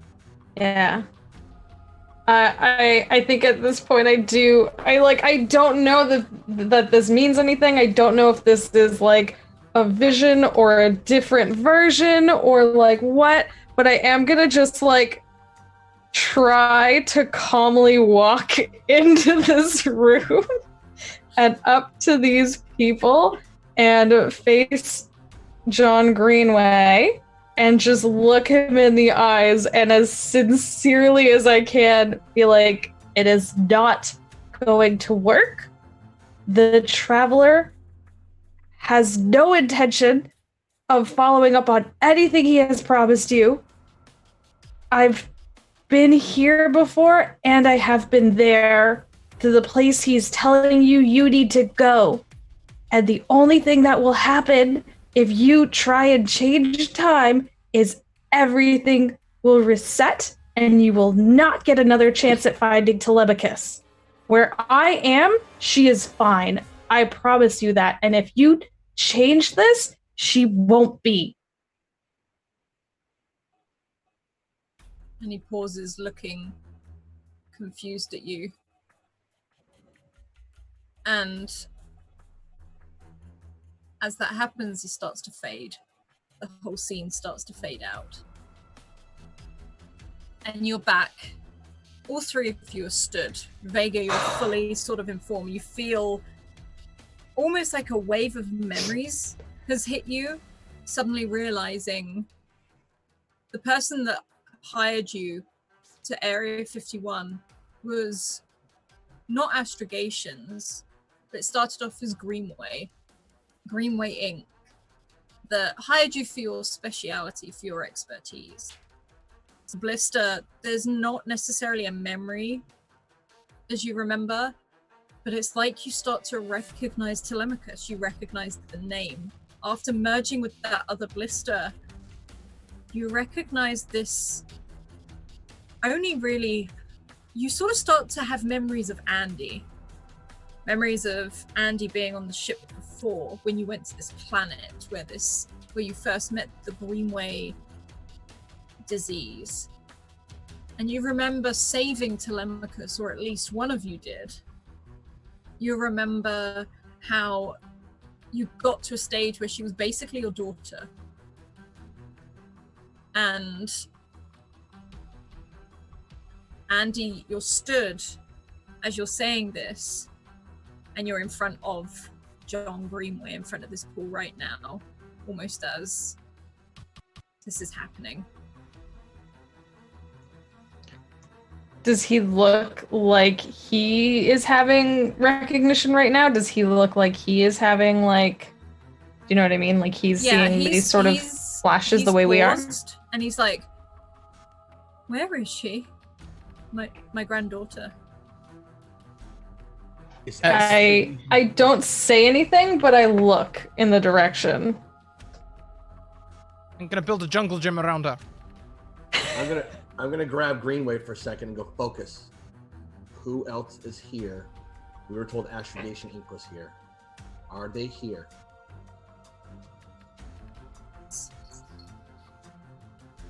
And nods.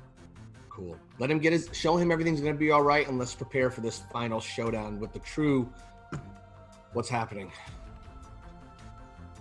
And there's a strange motion and blister from inside you. You hear this voice. I have a gift for you. No, you don't. Nope. I can give you a life. I can give you Argo. I can give you safe passage for all of your friends. For Telemachus. To go back and live in a different timeline. I'm going to leave your body now. No, you're not. No, you're staying right here, pal. There's a slow silence. I need you to make a wisdom save, Blister.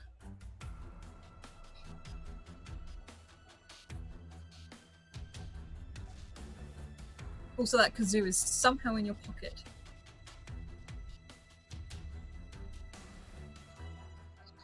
Does the kazoo in? Have one of them for you, pal. As you do, you can feel like this entity is trying to leave you. But with that wisdom save, it's like you're clinging on, but you fall to your knees as you feel that it's like something is trying to pull itself out of you. And as you do, you see Telemachus fall to her knees as well. This other entity trying to leave her.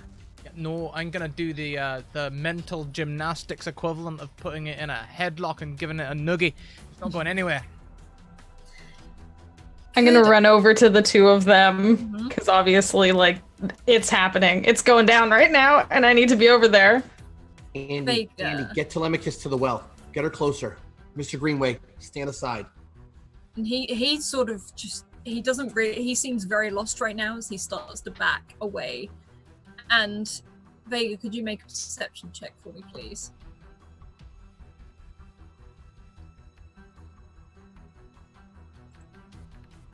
Well, you wanted to be around when I failed one. There it is. There it is, a nat one. You're telling Telemachus to move. Telemachus is sort of trying to get herself up with the help of Andy, and she starts to, Andy, you can take her over to the well, if that's what you wish to do. Can I do a thing? Go for it. These things are all magical, right? I'm gonna cast Arcane Anomaly, making it hard for magic to actually work everywhere.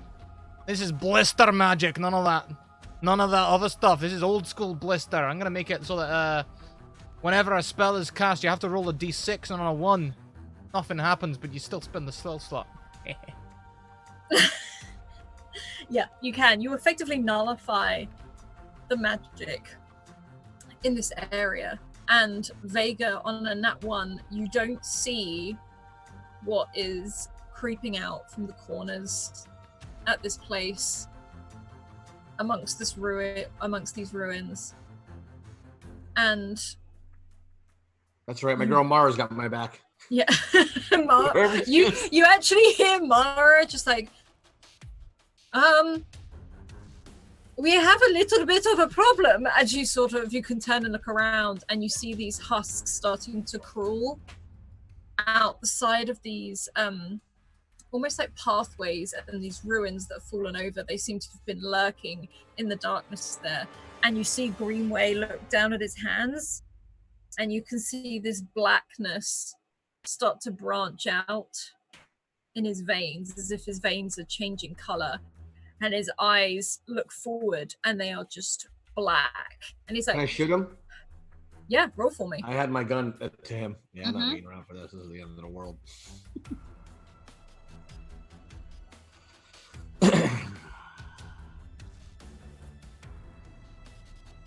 What do I roll? To hit first? Yeah, roll to hit first. I just clicked the repeater name, right? Yeah. On an 18, you hit. You roll damage for me, please. Okay. He's looking at me. I'm assuming this isn't a sneak attack. He is looking at you. It's not a sneak attack, but it's like a look of shock as it's happening. I'm just trying to wake him out of it. I'm not trying to kill him. Okay. You shoot him once, and then you shoot him again, and you hit him both in the shoulder, and he sort of falls backwards, and he makes a yell, and as he does, he opens his mouth, and you see it start to stretch wider and wider and wider as this black ichor starts pulling out of his mouth and branching across in between all of the cobbled stones and trying to reach the well and trying to reach Telemachus. Sorry, kiddo. And I'm kind of like nod to Mara, and nobody's doing anything, so I'm going to shoot him again if no one's doing anything. Yeah, that you can see all of these husks, and Mara is more sort of back, having her back to the pool, walking back, trying. As you see all of these husks all start to come out, could you all roll initiative?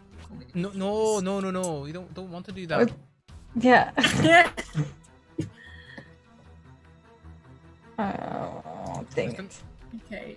Could Todd and Scrat roll again, please, just because you're both the same. Todd can go first. He's got the better. Yeah, there you go. He's got the better dexterity anyway, so I'll let him go. It's alright. Found familiar. Thank you very much for those biddies.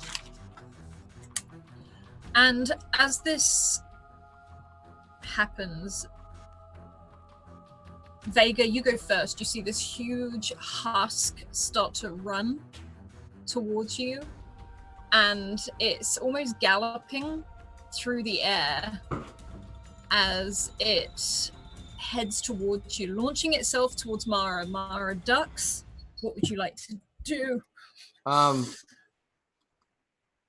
mean, like, do I have only a moment before I can take an action? I'd say you have more than a moment. Can I hold my action until it's right in front of me and then blink behind it and sneak attack it? Yeah, no, go for it. We'll say that you can do that now. Okay, so I will do that. So do I have advantage now? Yes, you do. Okay. There you go. Okay. Roll damage for me, please. You just click the repeater bit at the bottom of that roll. So it says global damage modifier, or no? Click that 5d6 or click the... On the what's it called? Scrat, help me out. I've forgotten the word for it. The actual where the result is. It says repeater. Yeah, okay. in the you chat just window. click on that. Okay, got it. There you go. Yeah. Ooh. Okay. You see this thing, it comes launching over Mara as she ducks and rolls, and you launch yourself and sort of blink out of its distance before firing at it in the back of the head as it just crashes to the floor, and you see it sort of starts to disintegrate and leak into this black ichor. It is Blister's turn. What are you doing? I do need you to make another wisdom save. Can I take a bonus action? Yes, you can. I have a bonus action. Sorry. So yes, I can access my rig on a bonus action. So I'm going to see if basically what I'm looking for is any other life forms on this planet, if he was astrogation possessed, or the husk were, or if there's some sort of other place we have to get to. You think that this is the place you are getting a surging amount of energy from this well. Okay. And you can see the only other things that maybe might be picking up life forms is the Oon is coming. You can feel it radiating off of Telemachus. Okay. Blister, what would you like to do? Right. Right. I need to keep Monsieur Traveler inside. Wisdom throw, please. We'll do that. There we go. There's a free for you. How does that look? Blister, you, for a moment, you could feel. In fact, Andy, if anything, you can see Blister. You can see this divide, this green sort of image trying to leave Blister as he really starts to glow, and you start to see, almost like in your omen, the green person starting to stand next to Blister, and because of all of your equipment, you can read that Blister's heart rate has dropped.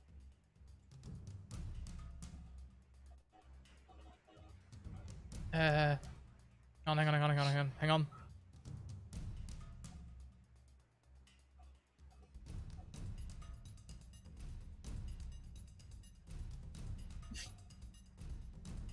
That's it, Pooh. That's it. I'm gonna cast on you now the most destructive magic I know, and we all know I'm an agent of destruction, right? I can break anything. I'm about to break you, pal. Unless you get right back inside me. Right now. Words of terror. I want to make the traveler scared of me. Okay. He sort of looks to you, and you now realize that he's not fully left, but you can see this green entity stood opposite you. As you feel this pain in your chest, and it looks to you, and he doesn't fully leave, but he doesn't fully return.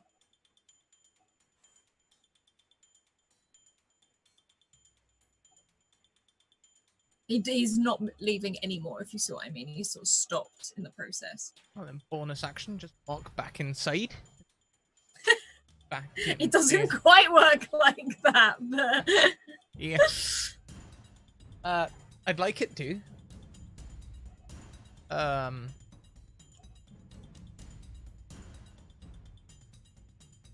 What to do. You do have an attack action, if you'd like to take it. I'm not you sure if see I these want... husks closing in.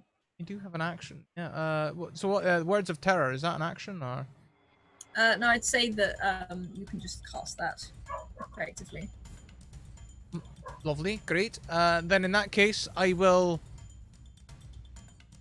What the hell am I gonna do? I'm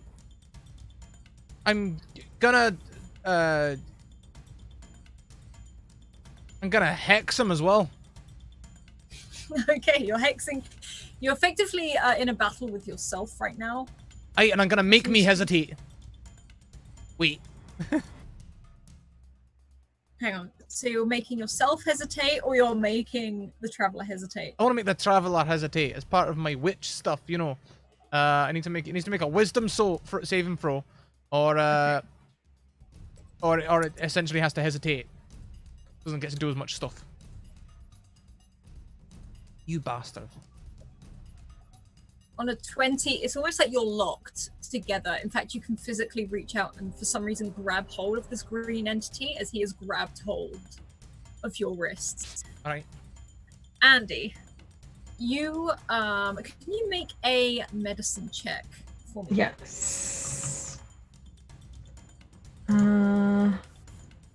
Medicine. That's a 13. Okay.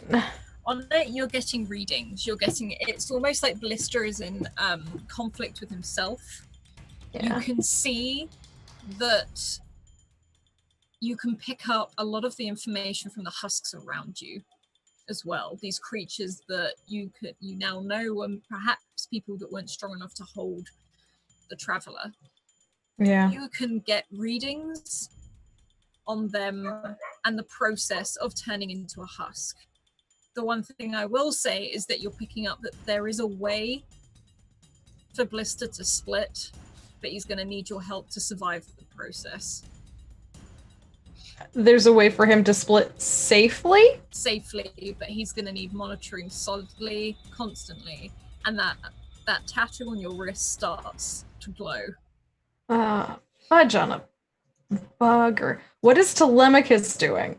I want to know. Telemachus has moved by the pool, almost as she was told. You can see she's glowing purple, but you can see it's almost like a flicker between Oon and Telemachus at the same time. It's like they're becoming one person. Yarb. Fudge.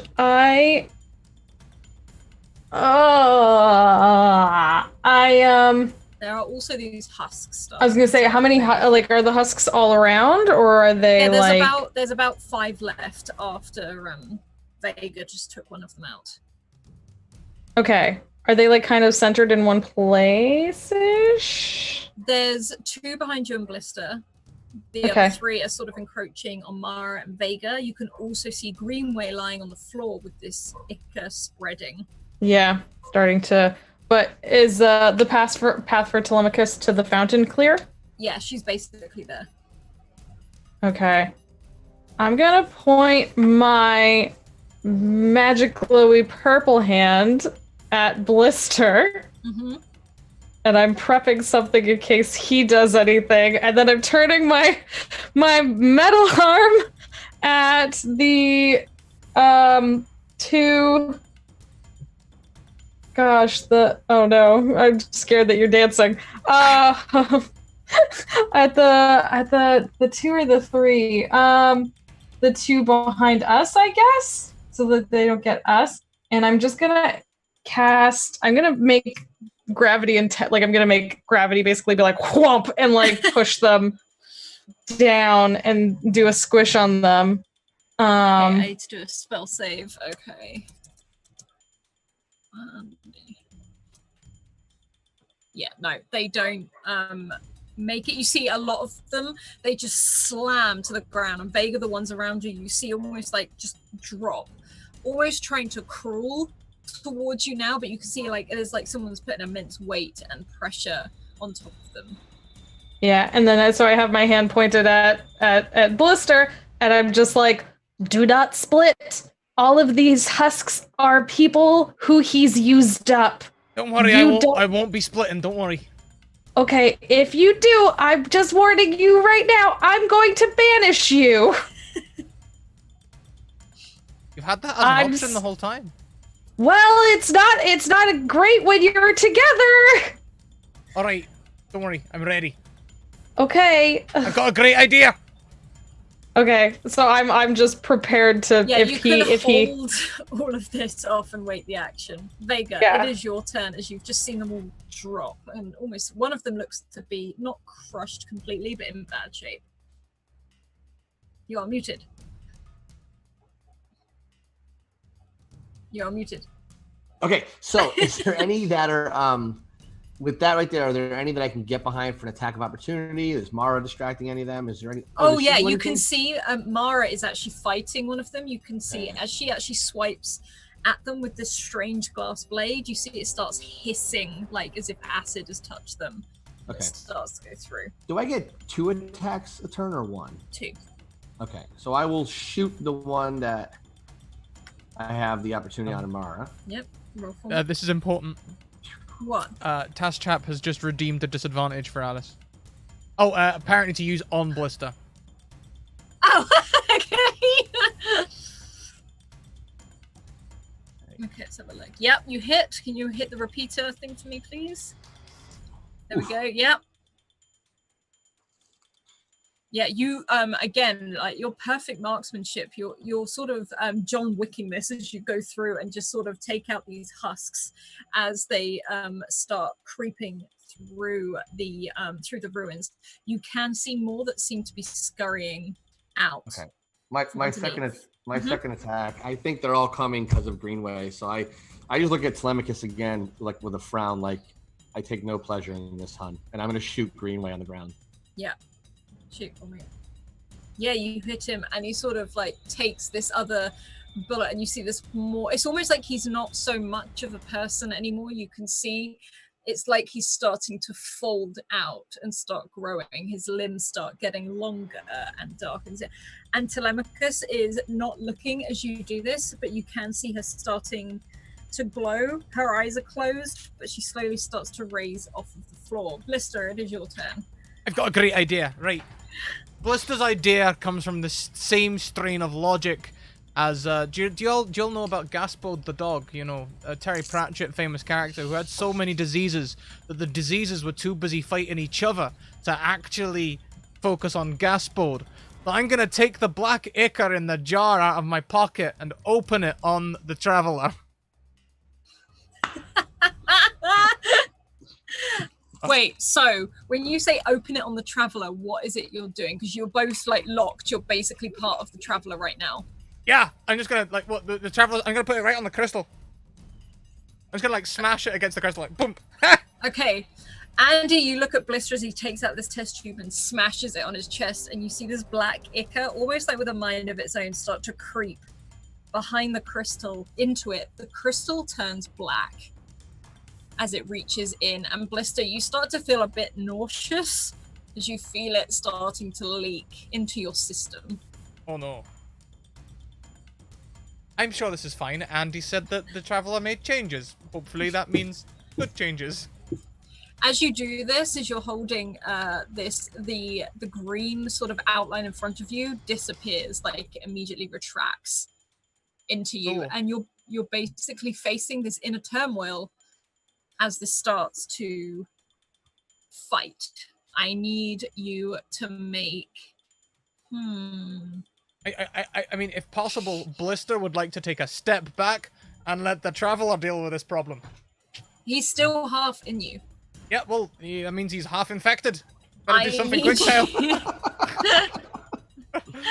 I need you to make a constitution save, please, as this starts to seep into your body, and you look down at your arms and you can see your veins are starting to turn grey.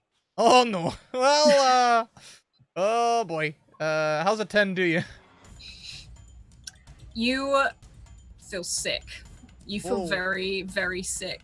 And you look down at your hands and you don't seem to be fully changing. You can feel like an infection is currently trying to be fought off within you.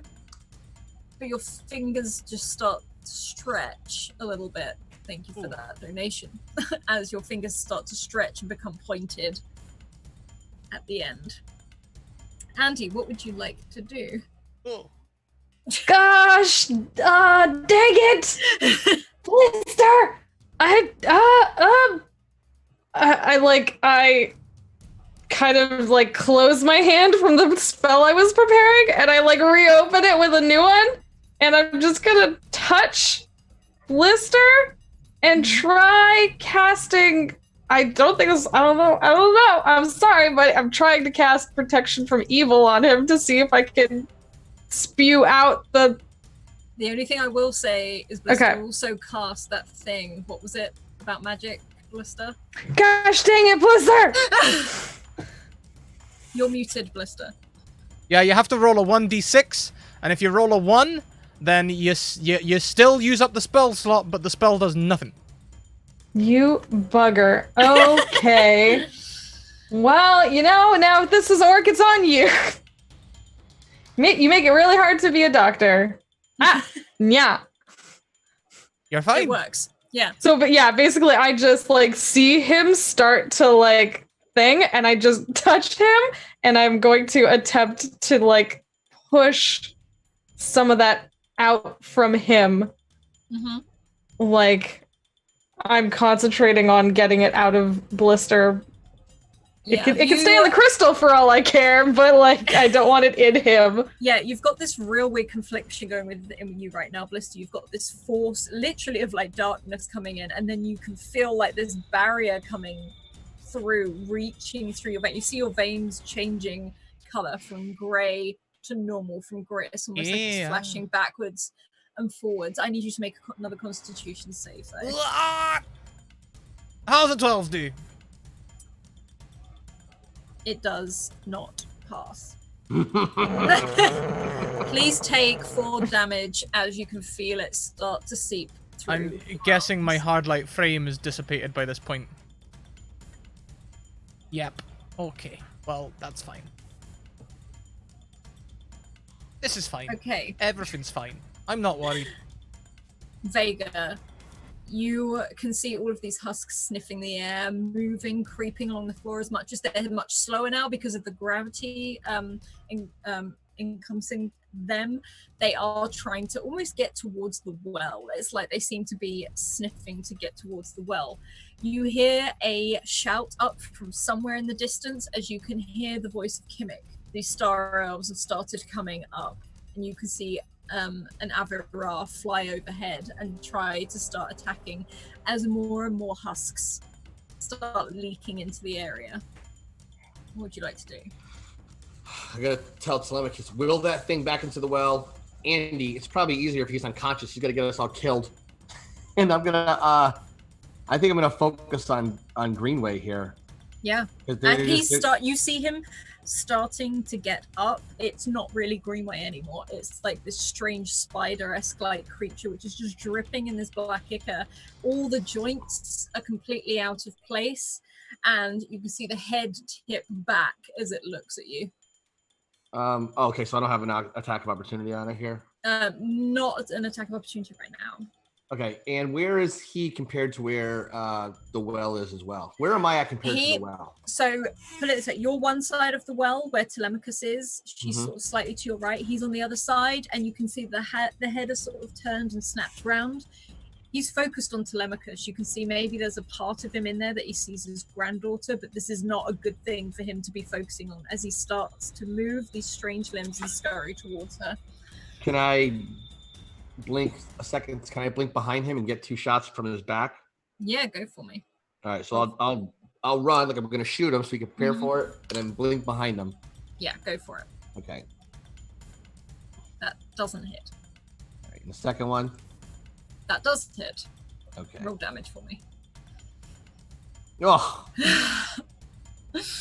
What did I roll? That means you have ones? a plus 14, though. Did I roll 5 ones? Yeah. What the Phantom Menace just happened there? You take these shots. The first one misses and sort of scales over that. The other one catches it in the shoulder as it moves this arm up, and it leers its head towards you, and it attacks. Let's have a look. Okay, hold on 1 second. I think I have a reaction that can give it something, do something to it. Does an 18 hit you? It does, but I really dodge out of the way. So I have uncanny dodge. So I saw the attack coming. So I guess it's half damage as a reaction. Yeah. Okay. So half of 14. You take 7 damage as what it does is it lashes out at you with these very strange long fingers with this black ichor on them. And as it touches you, it's like acid. It starts to burn through your suit, and you do feel that sting. Like, this really, really hurts, but you manage to move out of the way before it gets anything across your chest as it swings again. It is Blister's turn. Right, I've got another great idea, right? So we want to get all of this stuff out of my blood and into the crystal. Now, bear with me, Alice. I'm bending the rules maybe a little bit. You're going to have to be a judge on this one, right? Yeah, go on. I am infested, right? It's one of my key traits. Yes, I'm infested, constantly followed by vermin. It says at the bottom there that I can summon a familiar, which is a swarm of rats, and later on I can choose a swarm of insects. I'm not high enough level yet to cause it to do a swarm of insects. However, would you consider a swarm of leeches to be the same as a swarm of rats? I mean, they're not going to move very fast. That's fine. I'll just summon them on me, and then I'll just be like, "Come on you get. Let's get all the blood out there." So you're just going to make infected leeches. I'm just making this clear right now.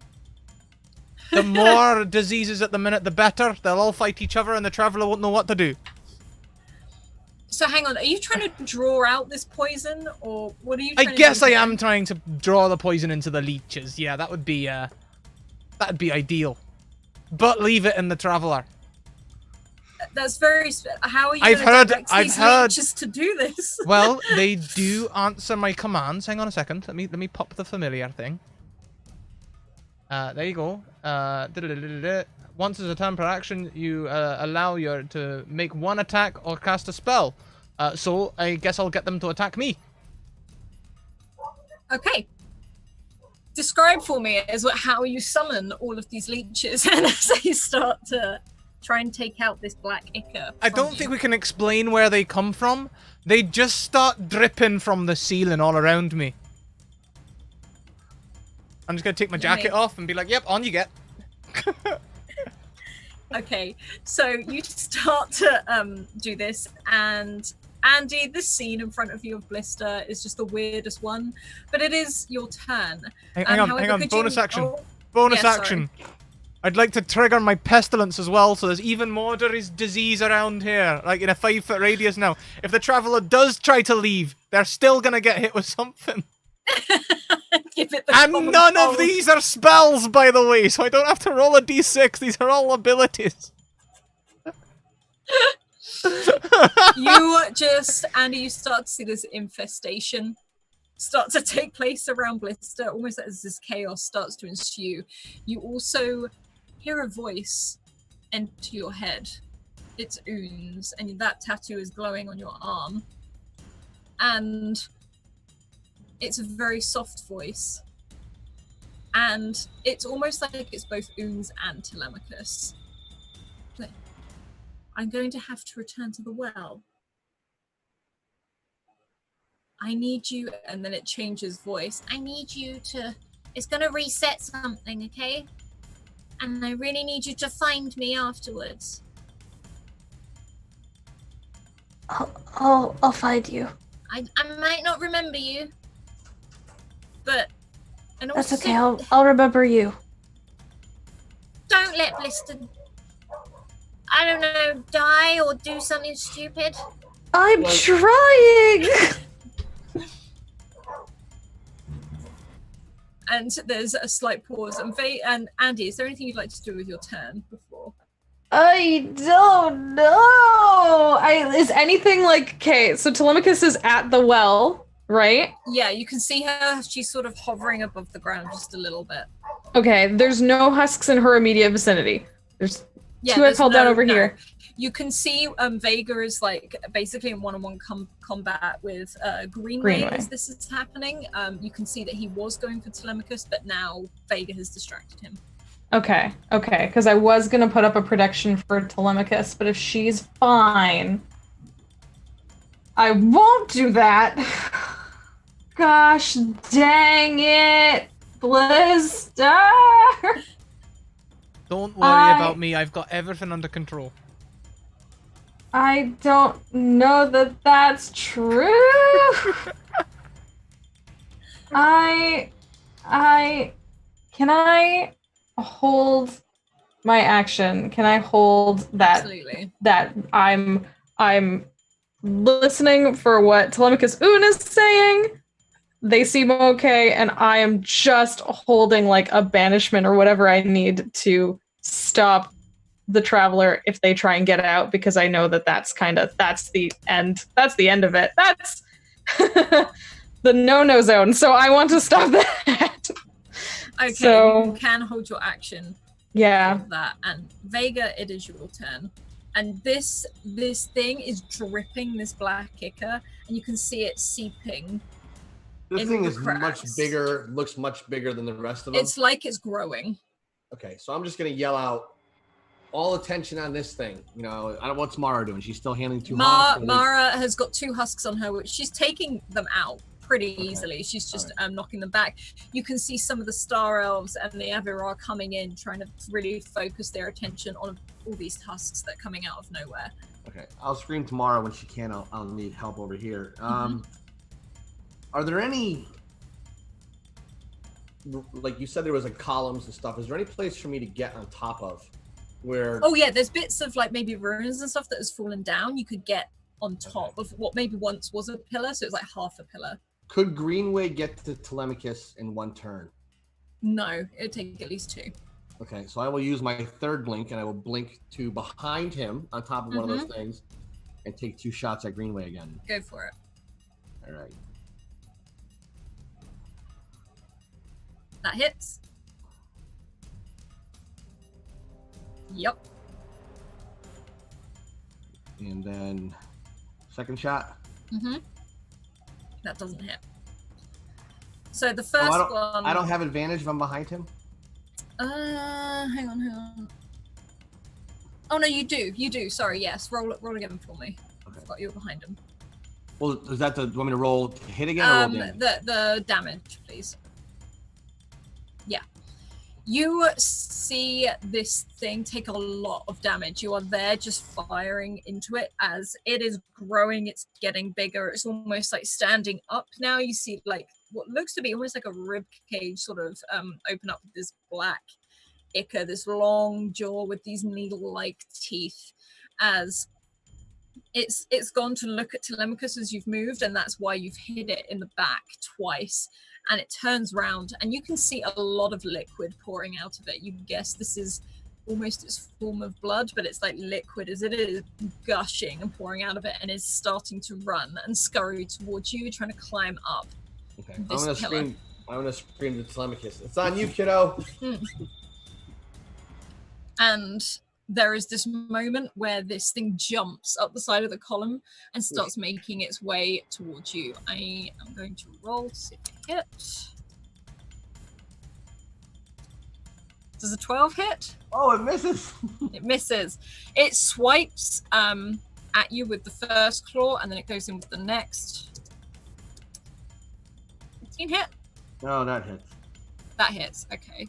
I'll use my my uncanny. Is that dodge thing just all the time? Yeah, right? I believe so, yes. Yeah, 1 reaction per turn, yeah. Okay, so you take 3 damage. Again, you've climbed up this post and it is swiping, it is going for you, and it just catches your foot and you can feel it. Again, that hissing, that acid sort of drip down into it. Okay. It is Ballista's turn. Still focusing on not splitting, right? So, I'm gonna cast a major image of a wee pussycat. Right. And for all intents and purposes, this pussycat is real, and it's there hissing and trying to play with the traveler, or maybe the leeches. So, what do you want this cat to do? It's just like sitting there, like hissing and mewing. Okay, you've generated a cat that is now hissing and swiping at you. Aye. Psychological warfare. I might not do damage with dice, but I'm doing damage somehow, possibly to my fellow players. Andy, you see this mess over there as this cat has suddenly appeared, almost in this spectral form. You see these leeches, you see this infection, and Blister, I need you to make another Constitution save, as it is trying to get you, but with advantage because with the leeches. Thank you. Yes. How's a 13 do you? It doesn't. Yeah, it doesn't pass. You need a 14. I'm sorry. And please take. Hang on. 40. Oh, I can't do that apparently.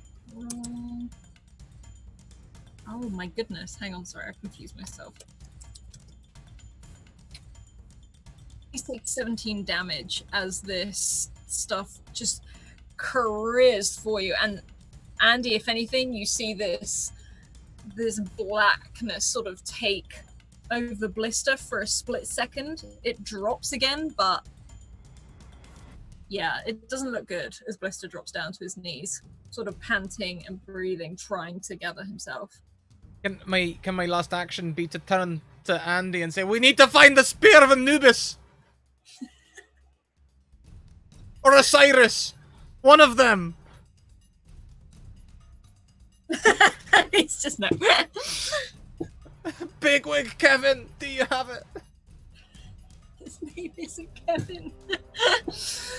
However, you do see Bigwig. Bigwig has come in with what looks to be like troops taking out these husks. Sort of, you can see a lot of them with staffs, and some of them are looking at trying to use magic, and then looking when nothing seems to happen as these husks start jumping onto them. It is, however, Andy's turn.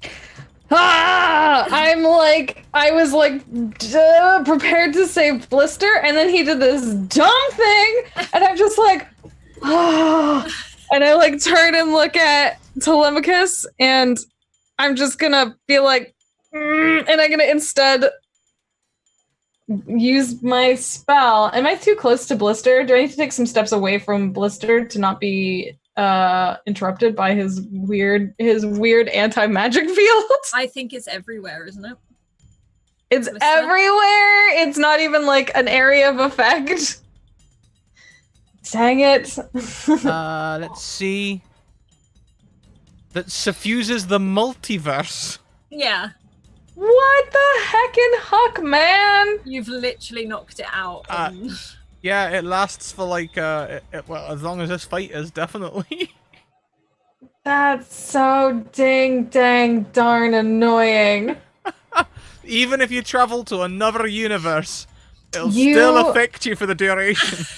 You bugger. Dear jeez. But, okay, Telemachus sounded like she thought she had it. She just needed the time to get into the well, and she needed to find her again if she disappeared.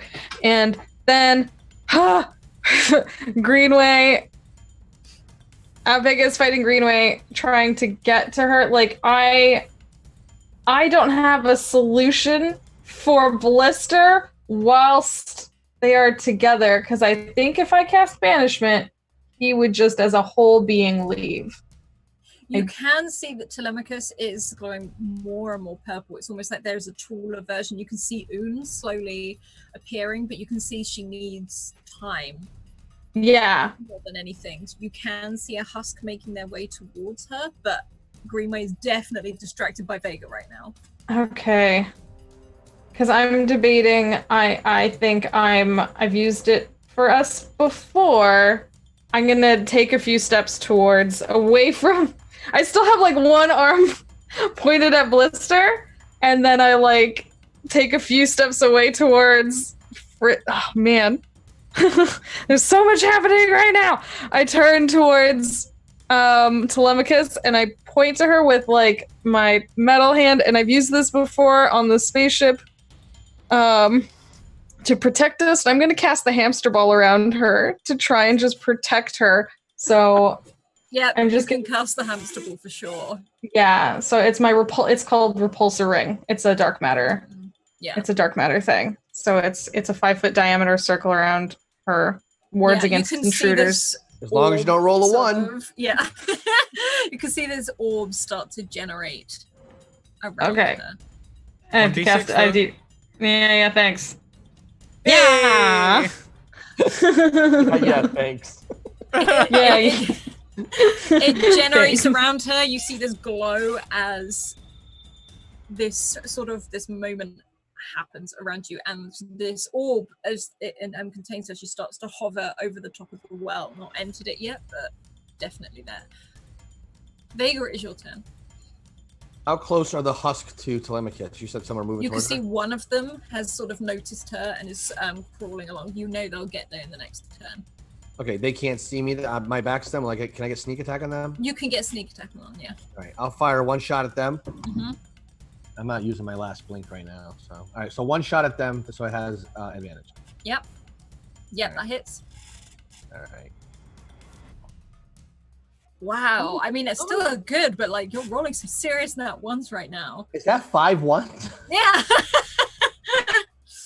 And there is you can fire, and you take this.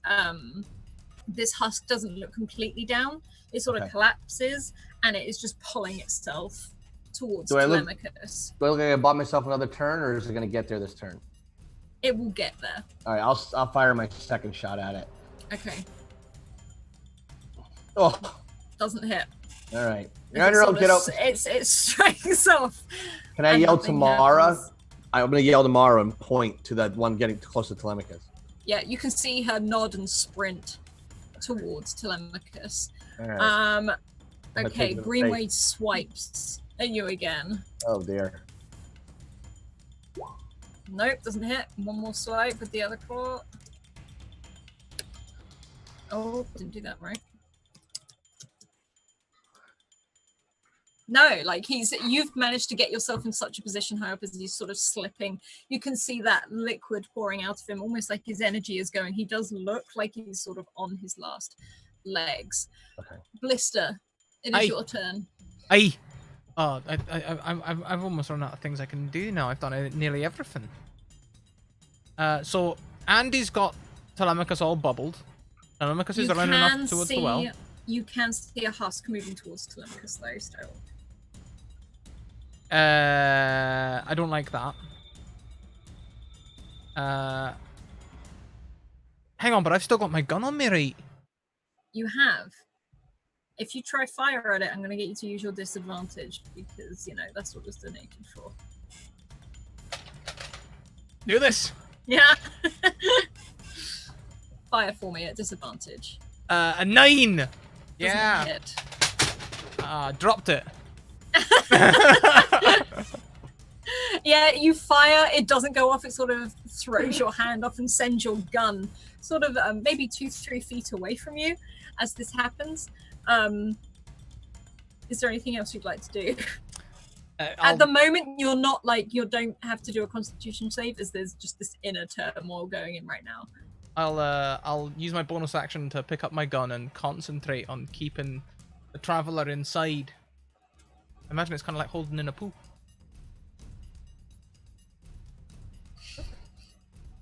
Really? Sorry, darling. You feel this moment. I need you to make a what's it called? I'm gonna get you to make an athletics check as this traveler physically tries to rip through your body through this. Nope. Crystal. No. Staying right here. You can feel that crystal heating up, and it's like it's burning on your chest now. And this ichor, you can see, some of these leeches are just dropping off of your body as this ichor takes over them. Andy, it is your turn. Okay. That thing, if it gets to Telemachus with the bubble on it, if it tries to make a melee attack, it's just gonna bounce off. Mm-hmm. But it's still not great, so I guess I'll shoot it. Roll for me. I still don't love it, Do I recall in the past anything working particularly well against them, like fire or radiant or anything like that? You remember fire did. Okay, I'm gonna try Sacred Flame it then. Okay. Okay, I'm gonna try. Thank you very much, Gem Song, for the advantage. Thank you. All right. 1d20. Ooh. Same it hits. If it's the same it hits, you hit it. Okay. You hit it. And so, yeah. You can see it, and you hold out your hands, and almost like this projection of flame starts wrapping around. You can see it wrap around the orb, keeping Telemachus completely safe as this creature screams, writhing as it's got this fire that's caught to it, and it starts running away. Good. Telemachus, you can see, is now glowing completely purple, and if all of you look, you see her eyes are purple. She's barely Telemachus anymore. If anything, you now just see this purple shape of Oon as she drops into the well. Oof. You all have one turn left. What would you like to do, Vega? This guy's on his last leg, Mm-hmm. so to say. Okay. And I'm on top of a pillar, and he's crawling up it, swiping at me. Yeah. All You right. can see him now digging in, and the black from his fingers is starting to seep up the pillar towards you rather than him climb. And he's almost dead. Yes, he is on his last legs. So I'm going to shoot him and then jump off the pillar, draw my laser sword, and fall down and carving his back. Let's see if this works. Roll for me. We got to hit and then hit again. All right, so here's a shot in the face. This could just kill him, I guess. Oh. All right, and it's just normal damage, right? Yep. Okay. So 3. I am terrible today. Oh my god. Don't I get +8? No. Do I? No. I do not. No, I think guns just do straight radiant damage. You're just really, Okay. really low, rolling low. Well, now I get a chance on my epic moment. I'm assuming he doesn't die. He doesn't die. You can see him start to fall back. Oh, So yeah, I this jump. horrible screech sort of erupts, and in fact, it even makes Blister and Andy have to cover their ears. Okay. So I'm gonna jump behind him, draw that weapon, and try to fall down and carve his back open. Do I have any advantages left? Nothing. All right, here we go. Down to rolls. It doesn't hit. I'm sorry. It That's doesn't okay. hit. Someone else As can kill him. you've shot it and you've sort of just missed with this sword as it comes straight down and it crashes to the ground and starts to bleed out, choking. Blister, what would you like your last move to be? Well, I can see that Vega's clearly doing something very important over there, so I'm gonna help. No, wait, is the husk still chasing Telemachus? Telemachus has dropped into the well. But is the husk still going after her? Because I don't want the husk in the well. It's just run off because it caught fire because of Andy. But you can see Greenway on its last legs, choking. I will give it a shot. Why not?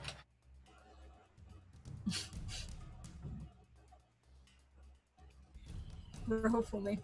Oh! Describe it to me. I'm gonna add my psychic blades as well, just for funsies.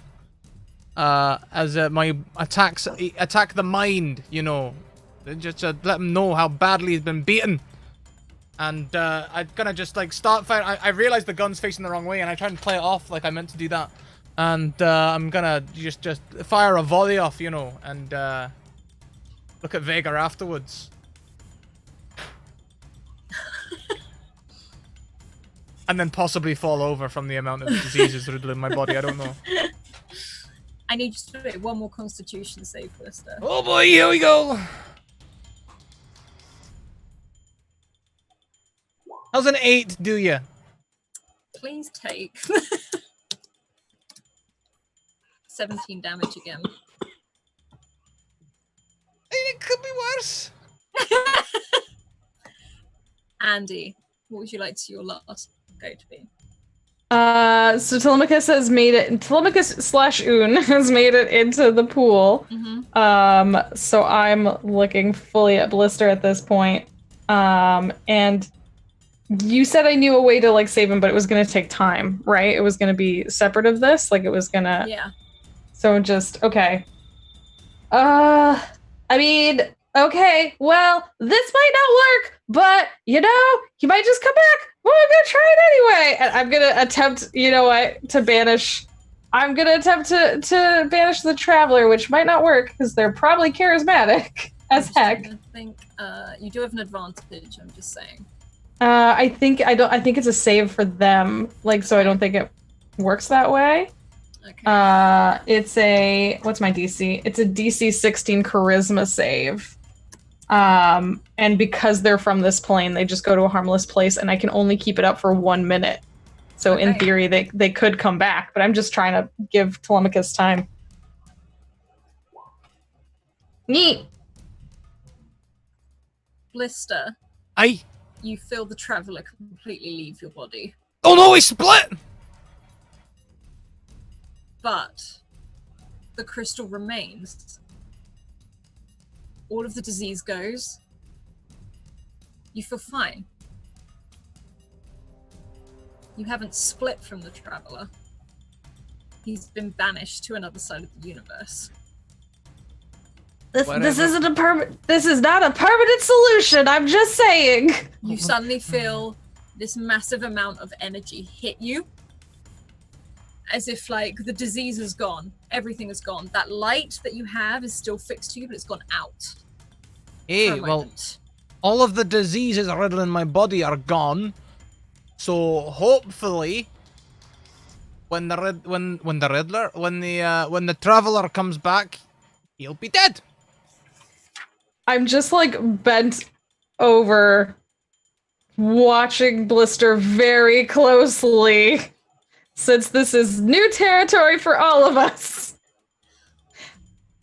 And there is a moment of silence, like everything goes quiet as Telemachus disappears beneath the well. All of the star all of the Star Elves stop. And there's a moment of silence as the Avirar pause as well. The husks, most of them lie dead around you. And the ground starts to shake and tremor as Oon slowly returns to the star. The ground is breaking away around you. You can hear Kimmik yelling. He's like, "We need to go now!" And he starts running, calling Not all without of his Telemachus, men. and I run to the well. I was gonna say, can we find Telemachus? Can we do? Telemachus, you can see this as the ground starts to shake. You can see the almost like this ancient temple start falling and breaking away. You look down into this well, and Telemachus herself is gone.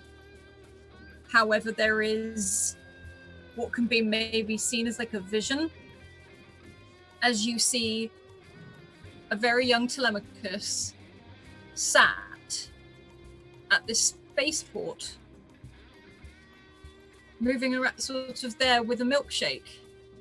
She looks confused. She's like, and you see her walk through the barrier, and it says, "Welcome back, Telemachus."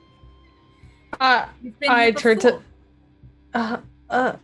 And she looks up where the well, almost up at you, but it's like she can't see you. And the well turns black and starts to cave in and suck everything down into it. I need you all to make a dexterity save to move away from it as it starts to fall. Yeep.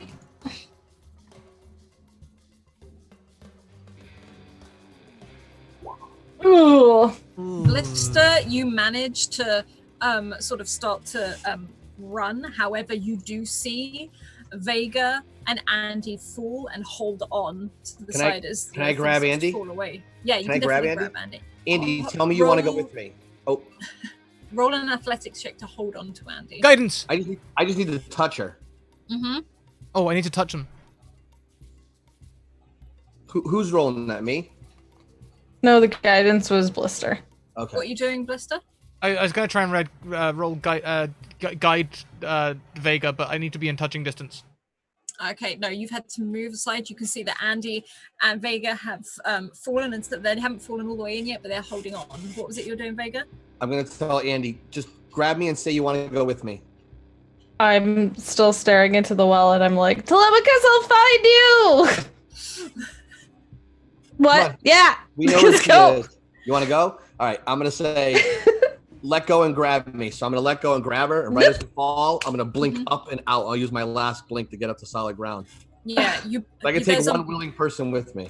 There's a moment where you look up, both of you, and you see these rocks starting to fall as if they're about to crush you, but then you blink out of existence briefly to appear almost just in front of Blister. You can see these Star Elves running. The Avirar Mara is almost hopping on bits, but she is moving like the wind as she starts to shift. I need you all to make an athletics check to run to get to this tube. I think I still have an advantage left. Mhm. Can I? You do? Can I Yes. use? Yes, you do. Because I have a feeling this won't go well. Oh God! I use all my good rolls shooting it. Yeah. Do I also need to make this check? Oh my gosh! You do, Blister, yes. I'll use my advantage too.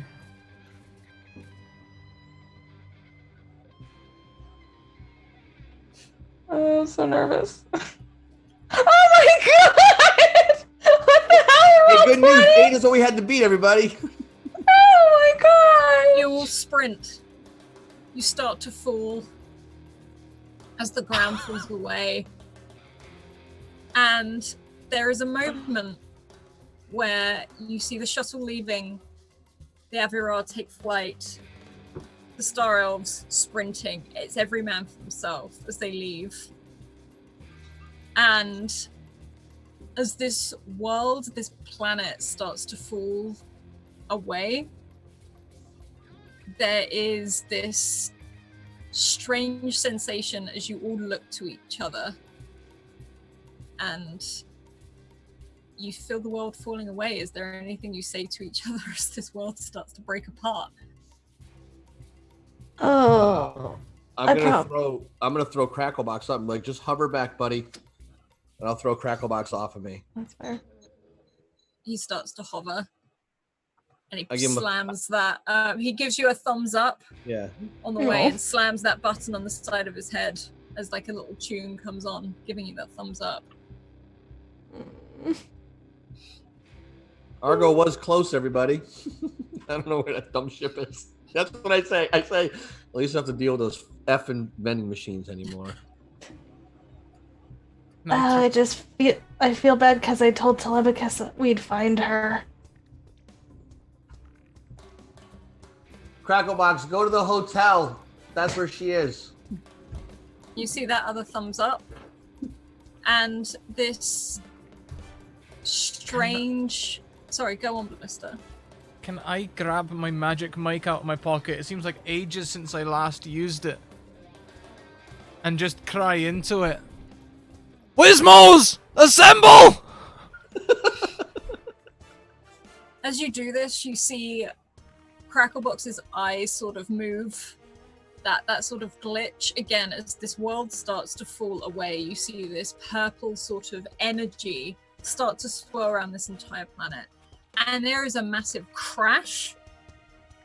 And you see almost in 633 squadron formation, as you told them to modify themselves just before you left, I don't know if you remember, and you rolled for it.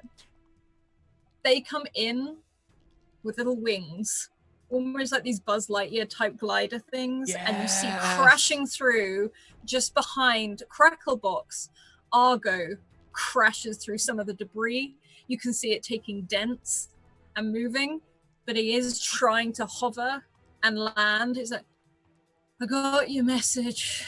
As this world is falling apart, I need you all to make another athletics check or agility, anything that you think can help you get there. Yeah. Damn it, if only I still had an advantage.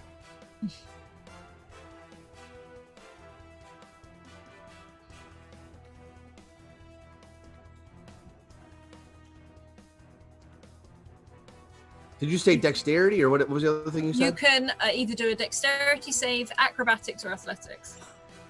Okay, so acrobatics I have +4 and a dexterity I have +4. So I'll just roll the dexterity one. All right. I feel a little bit better about that roll. Oh.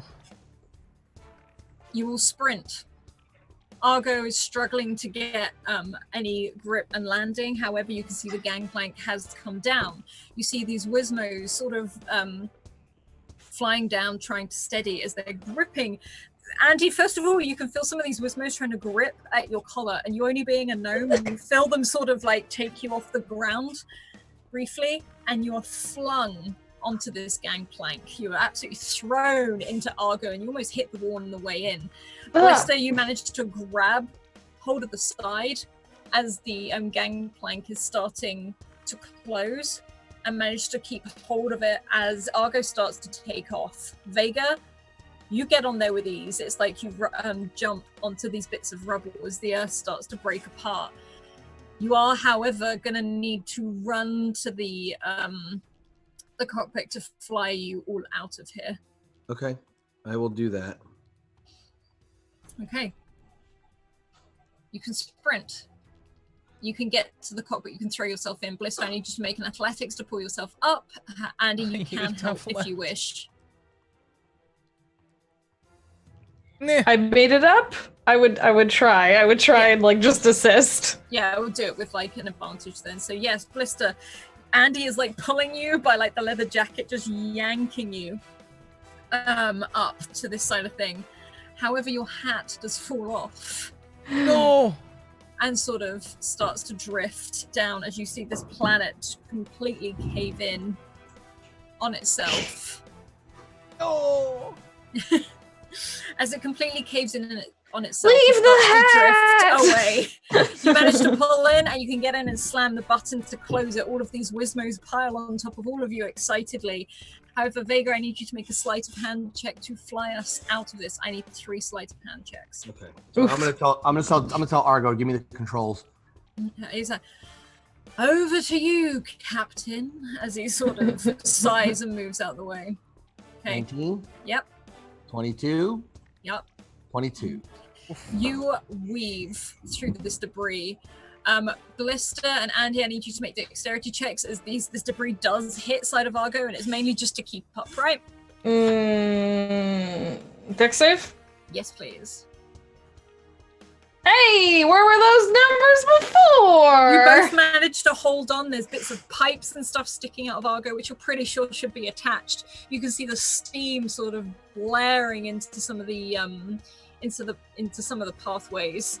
And Vega, you managed to keep control of the ship. You're having to dip and dive and weave in between this. Some of the debris hits and strikes, but you almost ride this explosive wave as this purple generates outwards. And you feel it as the whole ship of Argo starts to tip up as it gets hit by this wave. I need you all to make me another dexterity save as this happens. I'm gonna go flying for sure. Hey, what the heck? Yeah. Yeah, you all... Just like walking to the Manage. vending machines. What? Yeah, You walking to get the a snack vending machine. while you're like falling. As it does, as the ship turns, you get more than just a Mars bar come out of there as all of these chocolate bars come pouring out of the side as you're trying to get it. Andy, where are you trying to make your way to? Are you trying to make your way anywhere or just hold on? Normally I go straight to my lab every time we're here, but I guess I actually want to go to the front of the ship because I want to see if I can look for anything around. Okay. Blister, you're currently covered in chocolate bars. Vega, you're holding on to this. You're really having to pull up to keep control of the ship as it goes through this wave. And at the last second, Andy, there's this strange pink color. And you recognize this as this void fish comes as you fly into it and you all hit it. And you blink. And as you blink, you're gone. And you're in open space. You've sort of all tumbled all over the place. Blister, you're covered. Don't bite me. You're covered in all of these chocolate bars, and there's like these like Coke cans and stuff sort of all over you. Andy, you're sort of almost pressed against the windscreen. You've managed to hold on to the thing, but that was how you were so close to see. And Vega, you have full control of Argo. Are we in the dead zone so I can go to the Solar Citadel? Or are we in space? You're in space. You have left. And Argo sort of pulls down on the screen. Well, it was a bit hairy, wasn't it? You know, Argo, I give you a lot of shit. It's a good ship. We got out of there safely. I'm a tough old ship. Well, We need to get to Telemachus. I'm gonna pull up the coordinates and look for the quickest way to the Titan Stargazer. And as you do, Argo sets a course. And after a week, you start getting close. What do you all do in this week? Try to see if I can contact Telemachus. There doesn't seem to be a reach out or anything. I probably spend a lot of time with Andy. Does the traveler return after they're banished?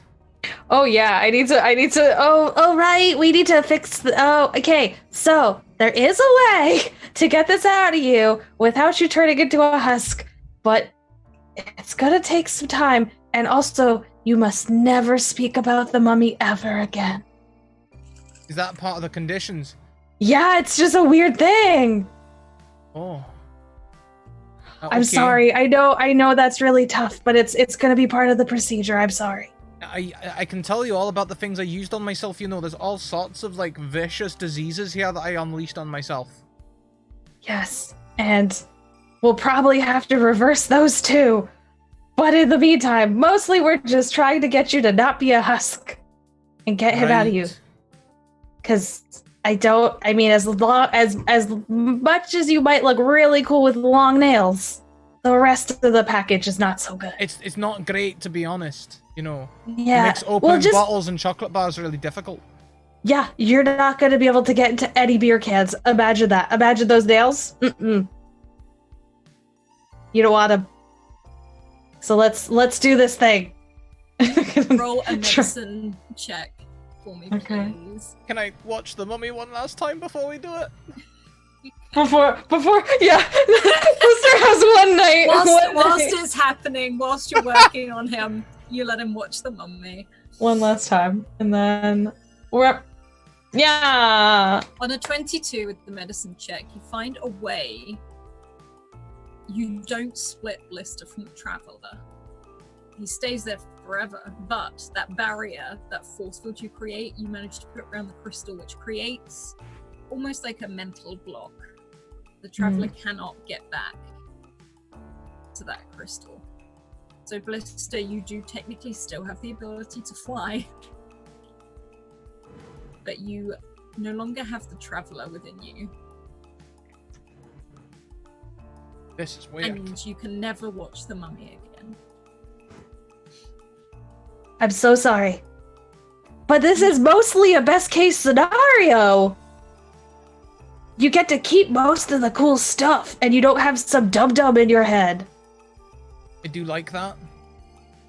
What changes had happened, Andy? You said there were changes in my body. What exactly?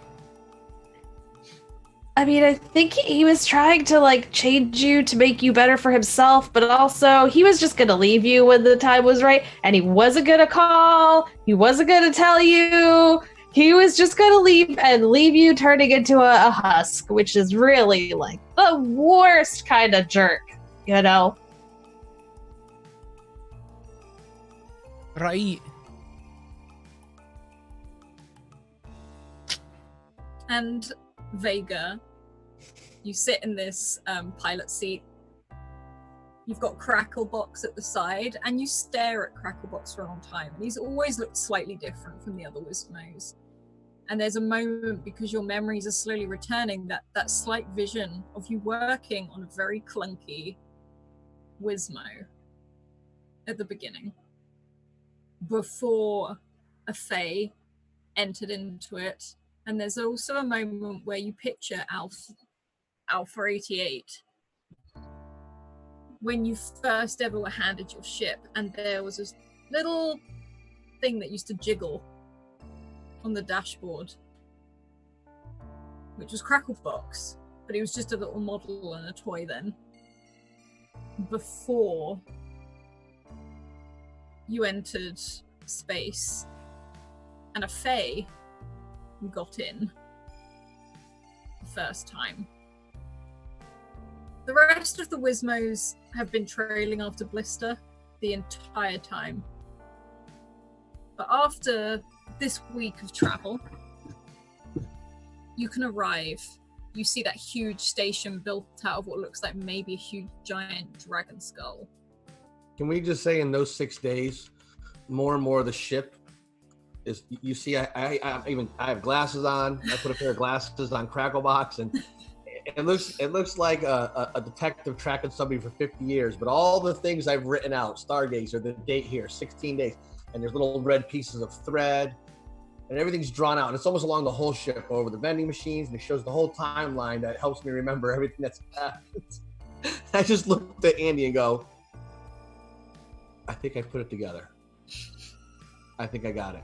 Please tell me you're not gonna say anything about. And I look around, make sure Blister's not around. I'm like, the mummy. No, that's forbidden. That's forbidden now. I heard we've gotten that is for God forever now. I'm sorry.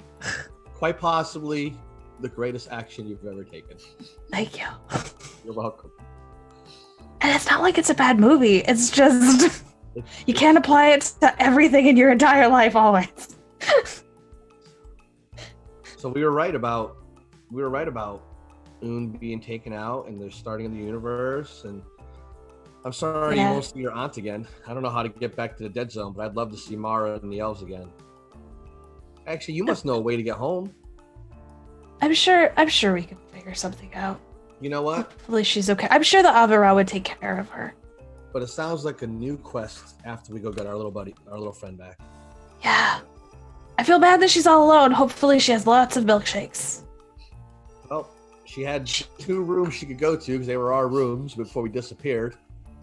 That's She's not true. being bothered or bored to death by George because obviously he was back in the dead zone. Whoops. All right, let's go get our friend. She knew it was gonna happen before she disappeared. She told me that we were gonna have to find her. I guess maybe Un sent her to safety. How'd she know? She said it was gonna be like. She told you she was gonna disappear and go somewhere else. Yeah, she told me she was. Probably to the moment before Un possessed her. I guess. Which was at the space station. All right. Take the little Elvis out. I pull all the paperwork down, and I just leave it there because apparently the ship likes being a mess. And I put the little Elvis on the dashboard. I put Cracklebox next to me, and I just sit in the autopilot chair reflecting. Yeah, and you see that Elvis wiggle, and you see Cracklebox doing the same sort of wiggle on the side as you turn, and you see this huge station, that big dragon skull with all these different ports, these lights all sort of going. And when you land, you go through all the checks. You see that little gnome brigade with all their cleaning facilities run up. That Avira, who doesn't seem to pay much attention as he ticks everything off and leaves Argo to be cleaned. I call that gnome a random name like I did like 4 times in the past. Hey, Jimmy. Keep walking. And there's a portal, and you walk through. You enter into this service station. And at one of the cafes sat is Telemachus with a milkshake, her feet swinging on the chair, and you can hear that at the end of the milkshake cup that as she sucks it out, and for a moment she looks over and goes, "I wondered when you were coming. You've been ages." Yeah, I'm sorry, but we found you. And she runs over and gives like Andy a hug. And gives Is she still really smaller tight than hug. me? She's still smaller than you. Only a little bit. If she gives you a really tight hug. Yeah. She offers She's a probably still milkshake. way stronger than me. Yeah. And I will take that milkshake. She looks up at Vega. And says, "You did it!" No, I think you did it, Telemachus. I think you saved the world. I just helped you. Well, I don't know where we're gonna go now. I'd like to go back and thank the elves. Can do. I mean, I've got the coordinates. And she holds up her wristwatch. And she's like, But what time frame do you want to go in? Same one we were just at. Okay. and she starts to program, and then she looks at Blister and takes off her backwards cap. She's like, "Where's your hat?" and puts it on top of his head. It's at the end of the world. You wanna go get it? See if it's there. And she smiles, and with that you hear these beeps of a button, and for a moment the person almost drops their burger and their tray as you all blink out of existence. And that's when we leave Argo 37. That was amazing, Alice. No, Wonderful. it's all of you. Thank you, thank you, thank you. I don't want this to end this game. I love this game. Well- Single episode reboot in a couple years. Yeah, like, everyone a reboot. Oh, I'll hand back over to you, Scrap. Yes, well, we'll have credits to outro us, but I don't think that should stop us from saying what our favorite part of the season was. So why don't we go around and do that? Why don't we start with Todd? Oh man, I can't narrow down one. If I had to say one thing, it would be I really can't I can't pinpoint it. I mean, I go back and I watch all the episodes just to see if I'm picking my nose or doing anything that I shouldn't be doing on camera. And I rewatched some of the banter with Blister, and it just makes me pee my pants because I'm watching Jess and Alice's face the whole time, and they're just dying hysterical. And I don't know how Blister and I, Scrat and I keep it together. But I like that, and then I also liked all the more the frustration things. But I liked all the interaction with Jess too. I liked all the coming to okay, well, we need to formulate a plan. How do we isolate Blister to do this the right way? almost like bouncing ideas off each other. And my absolute favorite thing though has got to be my little buddy Cracklebox. I think that was the coolest. How it came together. So I'm guilty of not having one. I have many. So, and I just this was my first full-time campaign with you. I absolutely loved it. I don't want it to end. It's very bittersweet, but I thought it was really cool, and I hope everybody enjoyed watching us. Yeah. Jess? Oh, hi. I'm of a similar sentiment where there's too much good stuff. I love so much. I love how Alice plays Telemachus. Like, Telemachus is just the coolest freaking kid. I just want to see what they're up to all the time and hear like she had multiple outfit switches this season, and she always had she always managed to find a way to find some sort of milkshake equivalent no matter where we are and what the culinary type was, which is amazing. I love all the spooky stuff Alice does. Literally there were a number of times, I don't know if you could tell, but I literally shivered with I was like, oh my god, it's so much, and I just love it. It's so creepy and good. It's I was saying this before stream that Alice made me like horror more. So this is just, it's so good and I love it. And then I have to say oh my god, Scrat, your terrible jokes. I'm shaking my head at them, but I also I'm yes, very good, but also no. But the gnome world that Alice was describing it, and just all the antler creatures in the beautiful wilderness, I was like, this I feel like this world was made for me. I love it so much. all of it. It's such a good season. Thank you so much. For me, it's just the way that Alice tracks so many different timelines, and you can tell it makes perfect sense to Alice, all of this. My brain is very melted right now. And we're sitting there hang on a minute, so I need to go back to the future to start the past and the present? What? Is that one of the old quotes, I think, actually? Quote 108, I think? Can I just say one of my favorite bits before I forget it? Yeah. And that is the whole Dilly situation. Yeah. I Vega going to terrify Dilly, Blister sort of almost taking out his little bird, and Jess just freaking out. You can't do this to the locals. It was just one of my favorite things. Yeah. And I think that's my real favorite thing, is the balance that we all struck with each other. Our team dynamic is just perfect, the three of us. It's it was perfect. Yeah. It's the best crew. Can I just add also thanks to V, who was here at the beginning, and from a personal standpoint, being the first time on a stream, I also didn't just thank everybody for Alice, Scrat, Jess, and Crafting Muse for just welcoming me in and let me join in your universe. I really appreciate it. I really do. No, we love having you. Seriously. Oh. Well, everyone, I think that's about it. Jess and Todd are going to be joining us again next season, not together, in separate games. In very Scarecrow. in very different games. Todd's going to be doing something a little more Oregon Trail, and Jess is going to be doing something crazy. It's a campaign I'm running. It's going to be great. Oh, good luck, Jess. We are going to go on a raid. we are going to go on a raid. Do we have any raid cries from today? Is there any? I mean, I'm always going to put forward your auntie. I thought that was a great opportunity for that pun. That was really well done. That was a really good bad one. That was, you had that ready. I'll make that the thing. Are the snake people involved?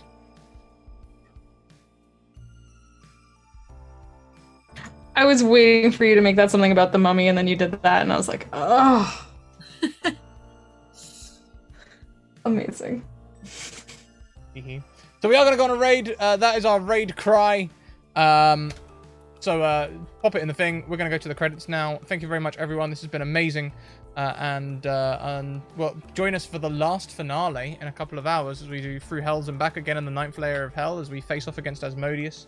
And then there will be a 2-week break. And you can join us for next season. But before next season, on the 9th, we're going to be doing a marathon stream for Extra Life for Charity affiliated with Wizards D&D. You can see our event on their Extra Life thing.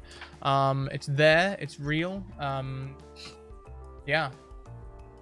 I'm going to start releasing the names that I managed to get as well. Soon. I've realized I've left the word out. Snake people.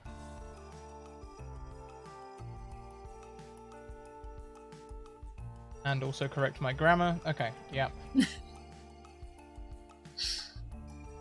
That's the raid cry. There you go. Now it makes sense. Okay, so we're going to go on a raid. Until then, everyone, keep on evoking emotions, and we'll see you later on. Goodbye.